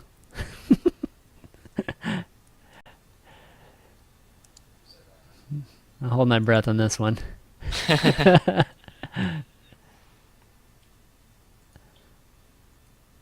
Okay, or maybe not. All right, maybe we'll get back to Grack there. Let's see. We have Erling Moen. Is that how you pronounce it? I think. That sounds fine to me. Yeah, sounds fine. Just do it phonetically, right? Exactly. All right. Nobody, guys. If you're gonna add me, you gotta be there when I call you. Gamer for life. Gamer Luke, I'll call you in a second, buddy. Hey, how's it going? Good. Hey. Got a question for Axlav? Yeah, as a Zerg player, I was always wondering, because on Daybreak you always see Protoss now going Forge Fast Expand, and I know to usually grab a fast third, but it seems like while I'm joining up, they always seem to get like a very heavy like 5-gate push. Like, is that supposed to be normal or something? Or is that just in the ladder for gold? That's a pretty common build. It's especially common at the little bit lower levels, because the strongest way to beat those builds is for the Zerg to just be really on top of the map awareness and deny those pylons. And that's something that's very hard to do when you're dealing with all your macro as well. So it's really just one thing that would help a lot is watch some pro Zergs and look at how they place their first 6 to 7 overlords, and then get some early Zergings, and so you make sure if they don't get any pylons on the map, it buys you about a full minute against those pushes, and that'll be enough time to get enough Zergings or Roaches out to deal with it usually. Alright, is there like certain timings that should be coming around? I mean, the scouting's a bigger deal than the timings, because the timings are all going to be different depending on how well you macroed the opening. So I mean, like Roach run at 7 minutes. If the Protoss doesn't get a third and fourth gas, if there's no gases at their natural, the Roach run at 7 minutes is kind of the standard timing. But all those things get shifted around a little bit. Alright, thank you. All right, thanks, buddy. Okay, Zach Withrock. I didn't see. He's not on my contact list yet. Zach, you gotta accept my contact request. All right, Grackfields wants a second chance here. Hi. Hey, Grack. How's it going? I have a question about the ZVP matchup. And, Yeah. Yeah, I play Zerg, so, How do you deal with the Protoss that tries to slip a cannon in your backside? Oh, like your natural? Yeah. Yeah, I mean, it's just pulling drones. You just got to pull the right amount of drones at the right time, and it's all, you know, you have to kind of. What you do is basically every time you lose to it, watch replay, pause at the instant you see the first pylon or cannon going down that tells you it's a cannon rush, and then look at your reaction and think of how it could have been better. Right? Should you have pulled 3 more drones? Should you pulled 3 less, etc. And that's kind of the. It's not like you can just always do one thing to beat it. It all depends on the positioning and exactly what point you are in your build. So it's just anytime you lose to a cheese build like that, just pause the replay the instant you scouted it coming, and then analyze your response. And then often a lot of those things come down to actually you just like hesitate for 3-4 seconds, and those builds 3-4 seconds, either can get up and they kill everything or they don't. All right, thanks. All right, thanks. That was totally a troll call, but you actually gave such a good response that I didn't cut him off. Because lots of folks want to know how to deal with the cannon rush. So, all right, Chad Thompson. Chad, you there? Yep. Hey, welcome to Pro Corner. How you guys doing? Good, good. Got a Hey. question for him? Yeah, Nick, I was wondering, what do you think separates like top-level pro players, who are actually, winning consistent tournaments versus, a lot of people who, play a lot and go to tournaments and just don't have real good results? Do you think it's mainly playtime, or is there just something built into people that, makes them better at the game? I mean, I don't think it's playtime at all. There's tons of people who play StarCraft all day. It's really just it's the attitude you have while you're playing, and so a lot of people just kind of figure, especially this is a trap people when they're kind of good at games in general. Like they're really good at StarCraft and they're making the tournaments, but they're not quite improving as fast as they potentially could. Usually because they're just like, I'll just play 6 hours and they just keep playing and playing and playing. But they don't come into each game thinking like, this is what I want to work on, this skill here. And then after the game, like, I still need to work on that. Let's do this again the next game. And just the presence of having something in your mind, like a goal to accomplish, like not a small, like a more precise goal than just, I'm going to get better. It's kind of how you improve it. It's same thing with actually sports as well. Like sports, you kind of work at. You don't just play soccer and say, I'm just going to get better. I'm just going to play soccer. I mean, you will, but it's not going to be nearly as efficient as the guy who says like, all right, let me work on my passing now. Like, let me work on my, let me run, get my cardio up. Let me work on my shots, etc. You think somebody can get to that level playing ladder, or do you think that you pro have to have dedicated playing partners and stuff like that, or? Ladder definitely can work. It's slightly harder just because the advantage of ladder is you get a huge variance of opponents, but that can also be a disadvantage when you're trying to work on a specific thing. Like, I think almost the best way is to focus on one matchup at a time. So, you might really want to play like 10, 15 games of PvZ in a row, and then 10, 15 games of PvT, and et cetera. And so ladder, your mind has to keep changing what you're thinking about, and it's a little bit harder to kind of focus on a goal that you want to improve on for each game, I think. But it can definitely, like, it can, if you, like, the first minute of a ladder game, you try to figure out what exactly you want to do with that game, you can still make it work. I mean, I think you can definitely be a world-class player after this ladder. It's just slightly harder. All right, thanks. All right, thanks, buddy. All right, we're going to mix some non-game questions with game questions. So Zach Whitlock asks, who's your favorite Pokemon? I don't know anything at all about Pokemon. Oh, it's got to be Squirtle, actually, right? He's a Pokemon, Oh, isn't he? actually, that's true. Squirtle is. Yeah. He's the only one I know of. That's one of the only ones I know, too. That's funny. Okay, Yangi. Oh, you got to add me, Yang. Here, I'll just add you. Oh, there we go. Yang or Yang Yi. Hello, you there? Uh-oh. Hello? Oh, yeah. Hey, how'd you guys doing? Good, good. Got a So I question? have a two-part question, if that's okay. Yeah, go for it. So I'm a third player, so I'm wondering, in a Protoss point of view, what it's a good timing attack because the Protoss side's always doing timing attacks, sort of, but not so much as from Zerg. And also, what do you think about Demaga Massling style? It's hard to point to one timing attack from Zerg that's really good. If I had to pick just one, like a catch-all timing, I would say like a 1230 Roach Serving Infestor timing that has about 6 Infestors at 1230. And you should, obviously the times will be higher depending on your level of play, but a Zerg should have a max army with 6 Infestors and Speed Roaches at 1230. And that can be a really, really hard time to hold your third with. And it's not, that timing you're not necessarily going to win the whole game, but you just keep your constantly keep your Infestors alive and cut, and then you just keep rallying in more Roach Infestors early and try to get good trades. Just kind of keep leaning on the Protoss from there. I think that's stronger than the 11:30, 12-minute pure Roach timing. So that's what I go. I mean, that's a timing that hits after any 2-base Protoss timing, so of course, you're not really beating them to the punch, but if they do try to take a third, you can throw that at them. I see. All right, Yang. You got another question? You can go ahead. Go ahead. Yeah, what do you think of Demaga Massling style? Oh yeah, I think it's some maps that can be really, really strong. I think late game mass servings are kind of underused. Once they get the 3 armor and the adrenal glands, they actually become really, really good against cannons because it takes 3 cannon shots to kill them. And of course, they kill them much faster too with 3 attack and adrenal. Mm-hmm. So I think, but he often plays it more into early in the game.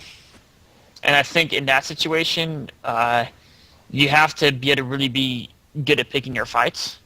And so on some maps, like it's amazing on Entomb Valley, like Ohana, it's super good on because it's really easy to pick good fights on Ohana with Zerglings. Antigua, I think it has it. But a map like Daybreak, I'm not so sure about it. I mean, Daybreak, I guess you can just go straight to late game behind it, so it's not even a big deal. But yeah, I think it can be good. It requires an extra skill set.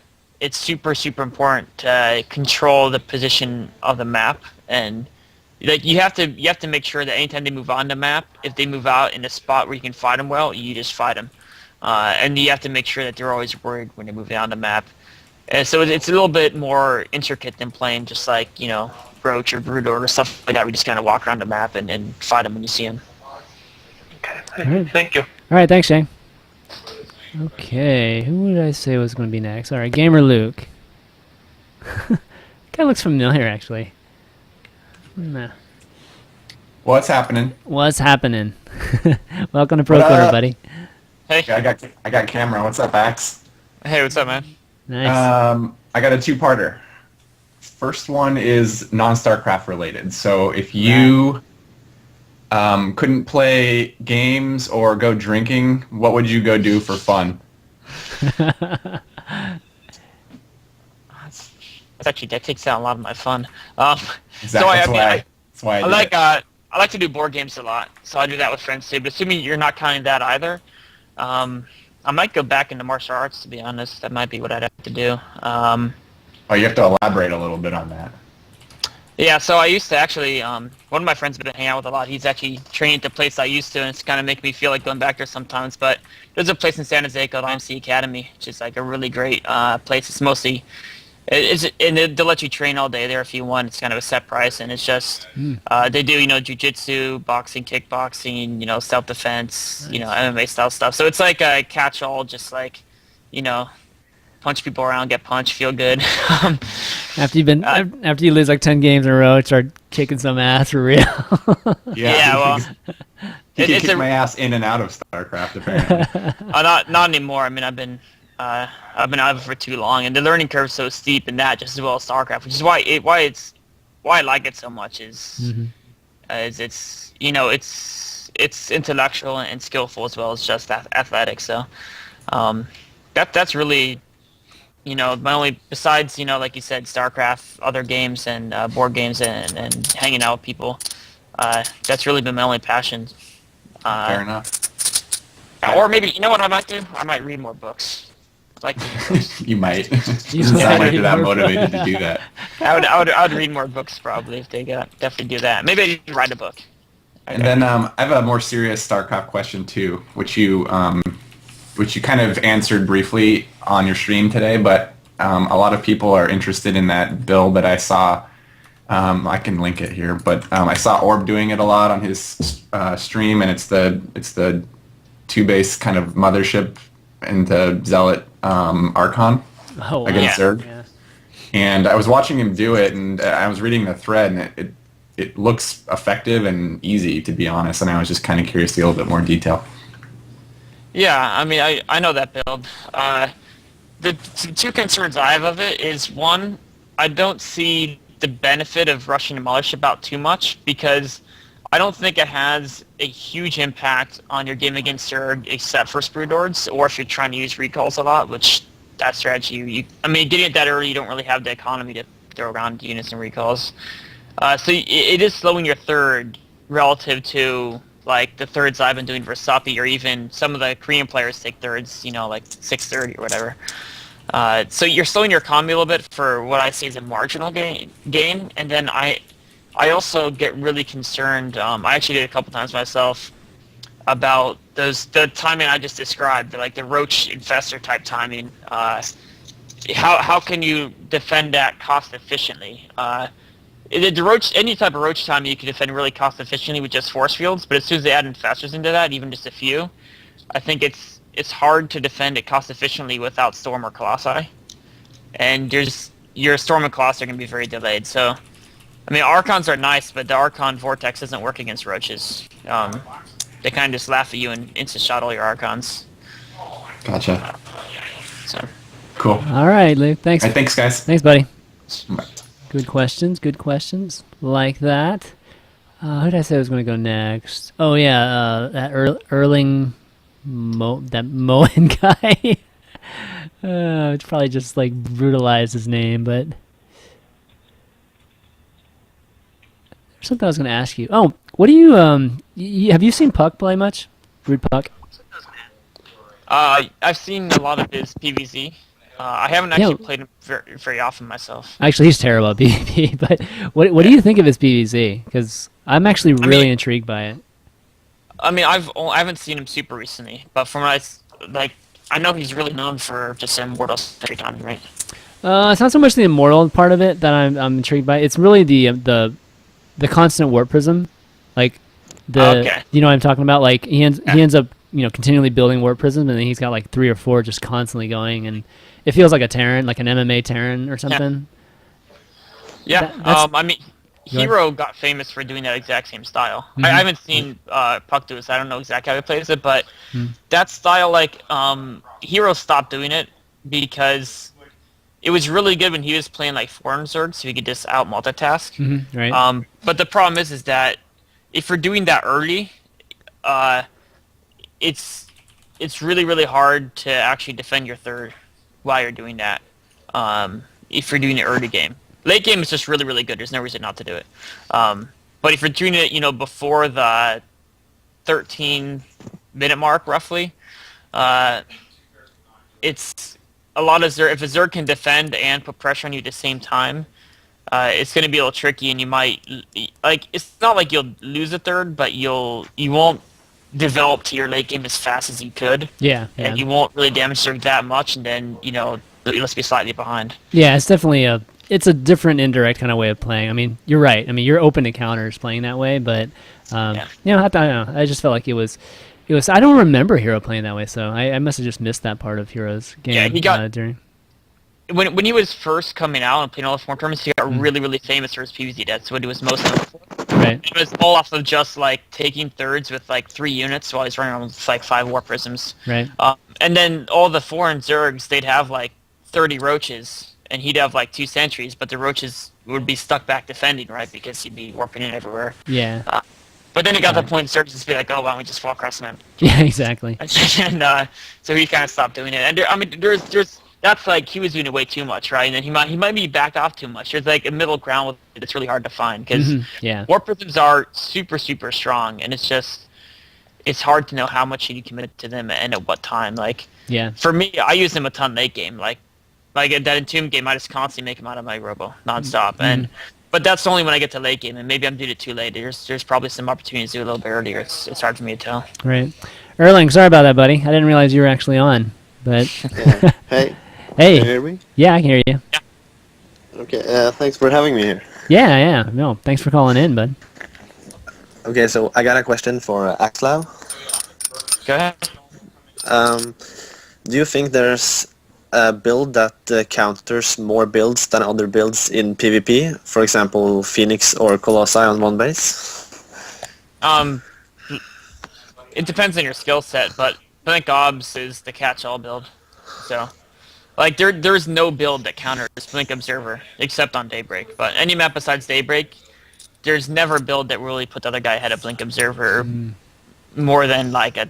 You're never gonna be behind basically playing Blink Observer. The disadvantage of Blink Observer is that it's super technical, and it kind of steers the game into a mainly micro focused direction. So that could be bad for you, or it could be good. Depends on your skill set relative to your opponents. I've been basically going one base Colossi in every PvP game, and I've like won every single time because I think one base Colossi just counters so much stuff. What do you think about that? It's starting to gain some popularity again because people are playing kind of greedy with their robo expansions. But it is something like PvP is so underdeveloped now that one base Colossi is super easy to execute. Like it's. You know, there's micro involved, but the micro is not even that hard. Yeah. And that if you open something like a robo expansion, if you play perfectly, you will beat the one base Colossi. But it's like it's hard to play perfectly. Yeah, exactly. It's hard to play perfectly, and I mean the only real glaring weakness of one base Colossi is Phoenix builds played well should dominate it, and then the bigger problem, because you can kind of do okay against these builds, is if they just play like a Blink Stalk Observer and just base race you and Expo across the map, there's really nothing you can do to win those games. But PvP is so underdeveloped that so many Protoss will go Blink Observer and then they won't even know to base race against one base Colossi, right? It won't even occur to them.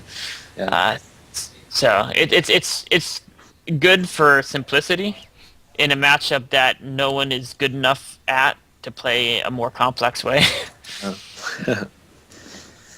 All right. I just kind of think that if they expand, I win, and if they don't expand, I still win. Exactly. Because that's a good also, build, right? And also, Robotics Bay is very high tech on one base, so I will scout whatever build they're going before it finishes, so I can cancel it and go Twilight or expand according to what they go. Yep, exactly. All right, buddy. Thanks for the question. Yeah, thanks for having me. Yeah, no problem. Okay, we'll take. I think we might have time. Well, God, we might have time for 5 more or so. Jeez, we had a lot of time today, man. I like totally mismeasured this show. Good stuff though. Nolan, you there? Hey guys. Hey, what's up? Hey. Nice dog. Oh, thank you. Do you like it? Yeah. What's on its head, actually? I have no idea. Okay. I was wondering in like PvT, I kind of like late game. It's kind of easy for Protoss, but I feel like up until like the 10-minute mark, maybe like 13-minute mark, it's kind of hard to survive. To like those early medevac pushes. I don't know. I was just kind of wondering about a basic opening or something like that.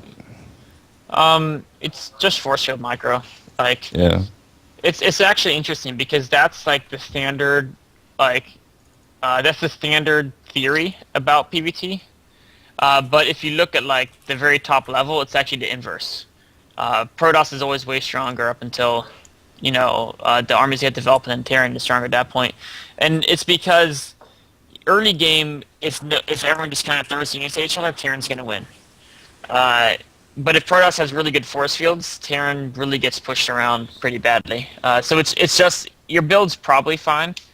It's just, you got to be really, really on top of force fields. And it's much harder to force field versus Terran than it is against Roaches, because you have to know exactly how many units to cut off, and if you guess wrong with Roaches, you can often just back up or throw a couple more down. Like, you have a little bit of time to, like, fix it. If you guess wrong with the amount of force fields versus Terran, like, you just die. all your stuff dies so fast that you don't have time to fix it. Just because the fights, you know, the units are so much higher damage per second. And then same thing like late game. Like, Protoss is easier to play late game because it's easier to throw storms into micro ghosts well. But as Terrans get super good at micro and ghosts, it actually kind of goes the other way around. Yeah. Yeah, I'm sure. I was just wondering, do you think it's better to open up like Twilight Council into like a fast storm tech, or like do you like opening Robo and get? I prefer Robo, but they're both fine. One thing I recommend is not actually teching too super fast. Like, make sure you're never missing a warp gate cycle, constantly warping the units, because those early medevac timings you don't need tech to beat. Zealot Sentry Stalker should be fine against that, especially if you have either blink or charge. You know, go for one of those first for the most part, and just you know, just keep hitting your warp-ins and your macro, and then you have good force field micro. It's way more important than which tech you go to, because you shouldn't be aiming to have Storm or Colossi out when those medevac timings hit. Oh, okay. All right. Well, thank you. All right, Nolan. Thanks for the question. Bye. Okay, Andy Coleman. Hello. Hey, Andy. Hey. How you guys doing? Good, good. You enjoying the show? Yeah, man. I tune in on the reg, so I enjoy it. Awesome. Awesome. Yeah. My question's kind of regarding, you know, I'm not at the point yet where I can really super macro against the Zerg, so I'm wondering if I'm doing a 2-base timing, you know, let's say Blink Stalker, pushing it out at like 9:30, and then I go to their army and it's just so much more than what I have. What is the best way at that point that I can take a third without having them just like absolutely out macro the shit out of me and destroy whatever I make from that point on? If their army, I'm assuming it's going to be roaches, right? If it's a lot more than you have? It's kind of like a roach ling kind of thing. And I'll try to blink back from the lings and do what I can against that, but it's, you know... So, I mean, often what you can do is, if they're going road serving, it's okay if you're behind an economy. Because as your Blink Stalker Sentry Force gets bigger and bigger, it'll just be insanely cost efficient. So even though they have more economy, it's still sunk into units that aren't going to be very effective. Once you get to about 130 food, you should be able to crush Unit for Army Roach. And you know that obviously it's hard because you have to be on top of your micro, and that's something that that's something to work on. But I mean, the idea is you should just use blinks defensively in those type of battles, like, and once you get enough stalkers that, like, by the time your last stalker has kind of blinked back, the one that blinked back first is on cooldown again, so it can blink back again. Right.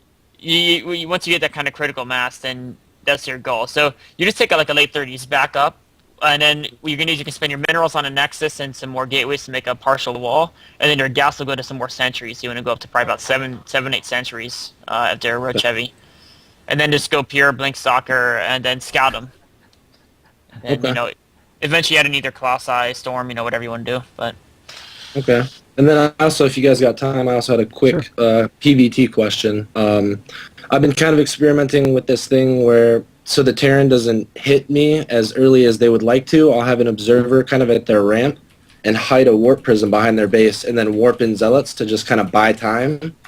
But at that point, eventually they just kind of mass up a ball and then come crush me because I've been concerned with spending my money on zealots and like charge, basically just to try to distract them from moving against me.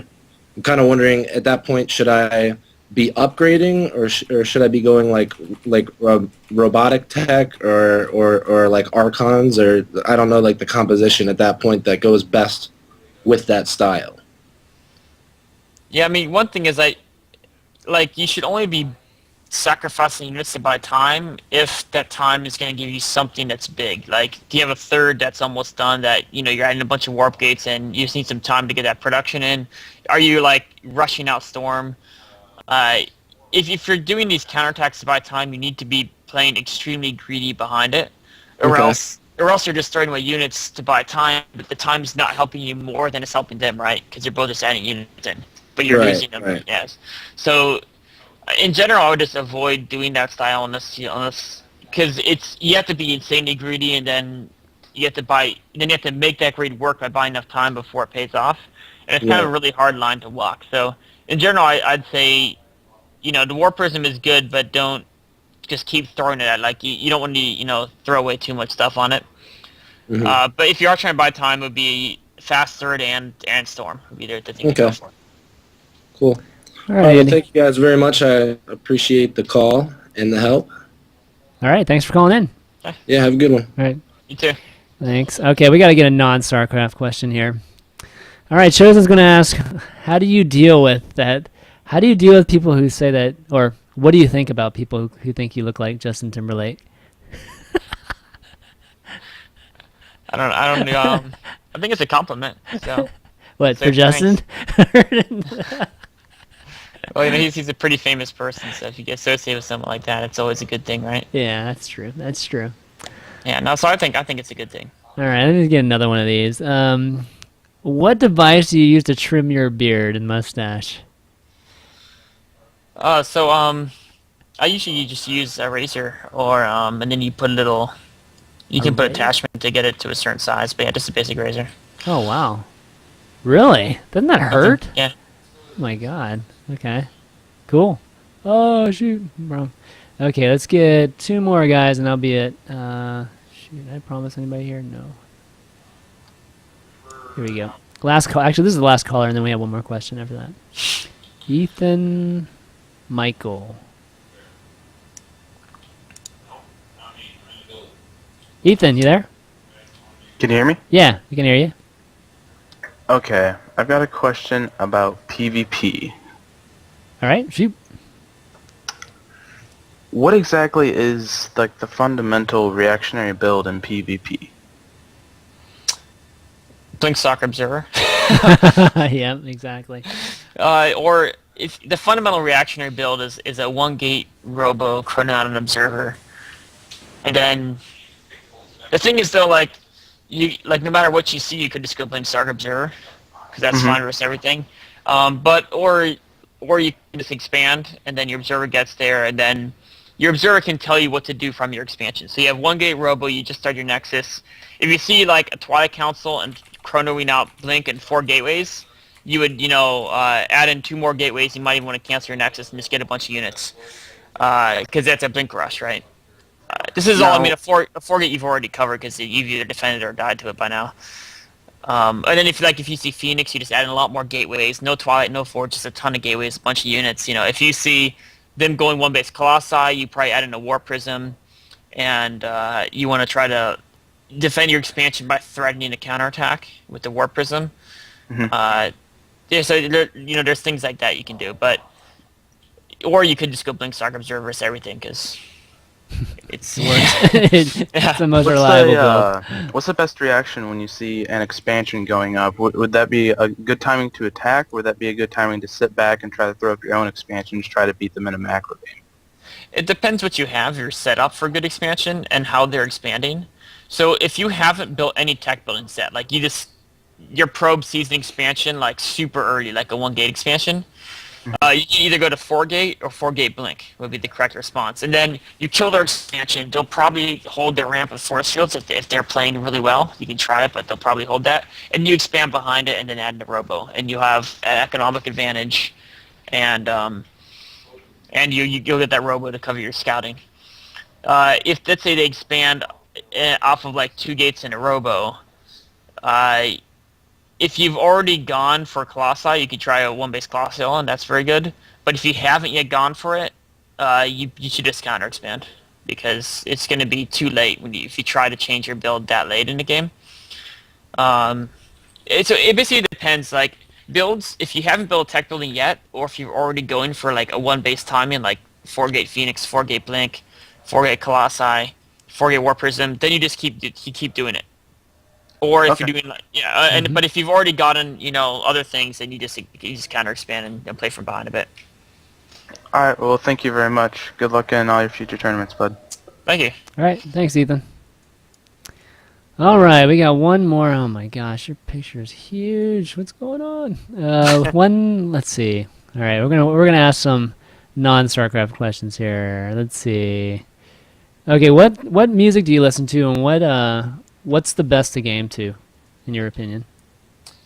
I actually game to no music, except for sometimes I put that StarCraft music in the background. You know. The what music? The stock. The StarCraft. Oh, StarCraft. They said stalker music. I'm like, what? Okay. No, not that. Just normal StarCraft music. But I'm actually don't listen to music most of the time when I play. Only sometimes I just throw that on. What music you like though? Otherwise. Probably if I had to pick one, like it's changed. Like, I used to be into rap when I was in high school and early college, but now I'm more into like classic rock probably. Okay. But really, I'm not super big into music in general. Like I just listen to whatever other people are. Like if someone's playing music, whatever they're playing is fine with me for the most part. All right. So you were dubstepping it the whole time you were at EG. Actually, dubstep's one of the things I don't like so much. I don't like electronic music in general a whole lot. I mean, I don't mind it, but That's but cool, yeah, that's definitely cool. there's a lot of that dubstep around the house.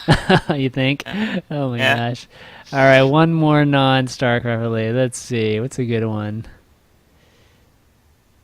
Oh, here's a good one. Do you have any anxieties about air travel or travel in general? How do you prepare for traveling to an event?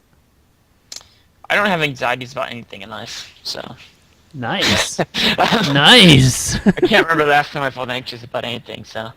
That's a good life when you're not stressed about anything. So. Yeah, I've always been, super relaxed. Like I think it's just like it doesn't help at all that I don't get stressed out about things. Like in school, I never got stressed about tests or anything like that. So, like. I just I don't know. I haven't always been like that actually. A lot of it's come from, I used to train a lot of martial arts and I never was a great fighter, but like I took the mental training of that pretty seriously as far as, first is pain control and then you get into like emotional control and things like that. I think that kind of leads to being able to be not stressed and being able to be calm in any situation. So I don't really deal with those too much. Like traveling's not a problem. So I just get on the plane and I do it. Good stuff. Good stuff. No, that's great. Man. I wish everybody was like that. Honestly, just being able to control your emotions, basically, right? And but okay, guys, I think that's going to be it for questions. We had a super long Q&A, so big thanks to you, Nick, for answering all those, and hopefully you guys got all your questions answered. But at this time, why don't we go into shout-outs? Got any shout-outs? Oh yeah, my team's been great to me. Yeah. And all great sponsors, Steel Series, Emotion, GG Well Played, DeviantArts, and Twisted Oaks. And then also my teammates too, they've been great practice partners. We're kind of a small team, which I don't actually mind. It means, you know everyone really well. And yeah, we've been doing great. So keep following us, not just me, but, the rest of our team. Check out our website. They'll have links to everyone's Twitter and stream and whatnot. And keep following me on Twitter and stream at... Twitter is twitter.com/isAxslav, and the stream is twitch.tv/axslav. Yeah, Pitt Taven's actually been linking it there, so yeah, definitely check him out. And you coach, you still coach, right, these days? Or yeah. No? Okay, yeah, hit him up for coaching, guys. I mean, you can get one-on-one action with him, just whenever. I mean, he's a great coach, and so many Zergs called in tonight. Did you notice that? Yeah. That's funny. It's kind of funny, but it's all good. I bet most viewers of my show are Zerg, just given we've been a little Zerg heavy, I think, over time. But good stuff. Yeah, guys, Infinity 7, definitely, support them and check out Infinity 7's owner's photos sometimes. Jingna, she's an awesome photographer and like world famous photographer actually. So check that out sometimes. I think a lot of people don't know that Infinity 7's owned by a famous photographer. Yeah, she's really well known. Yeah, she's awesome. But yeah, big thanks to you, Nick, for always coming on. I mean, our shows are you and Bryce are just like easy street for me. Whenever we do, it's just like, it's just like another night and just hanging out and chilling. So no stress at all whenever you guys are on. And, this guy, I mean, there's a reason why there's no stress for me. It's because he's so damn good at talking strats and articulating them. So, always the best of luck to you, man, in the future. Playing and I hope you do some more of that analysis work too. That's really, really good stuff for us viewers. Big thanks to Razer, of course, for sponsoring the show. And we'll be doing a giveaway this coming Thursday. Our next show will be with Goody and I almost had a brain fart there. It's Goody and Todd. They'll be playing a best of 5 series with the replay analysis afterwards. So some TVP action will be good. And I'll be a day show because obviously they're European, so it'll be at 4 p.m. Eastern. So, and I'll rebroadcast that at this time, so you guys don't have to catch it live if you don't want to. I'll rebroadcast at the normal time. So come check that out. And let's see, anything else? Oh, tomorrow, guys, Climbing the Ladder. I'm gonna have Cat's Pajamas and Fish Sticks from Twitch TV on, and we'll be introducing Mark Ferris from CEO of Quantic on. And it'll be his first show. He's going to actually join our hosting team, so it's going to be really cool. And I'm sure he'll have a lot to say about Naniwal if you guys ask. I'm winking at you guys if you guys ask. So it'll be great to maybe find out a little bit about that. So check that out. That's at 4 p.m. Eastern, guys. Same, it's on my channel. So again, if you follow my Twitch channel, you'll be notified of that. And follow me on Twitter. It's at ChanmanV. So it's where you're going to find out any updates from the shows or when I have VODs up, and the VOD for this will be up probably early tomorrow morning.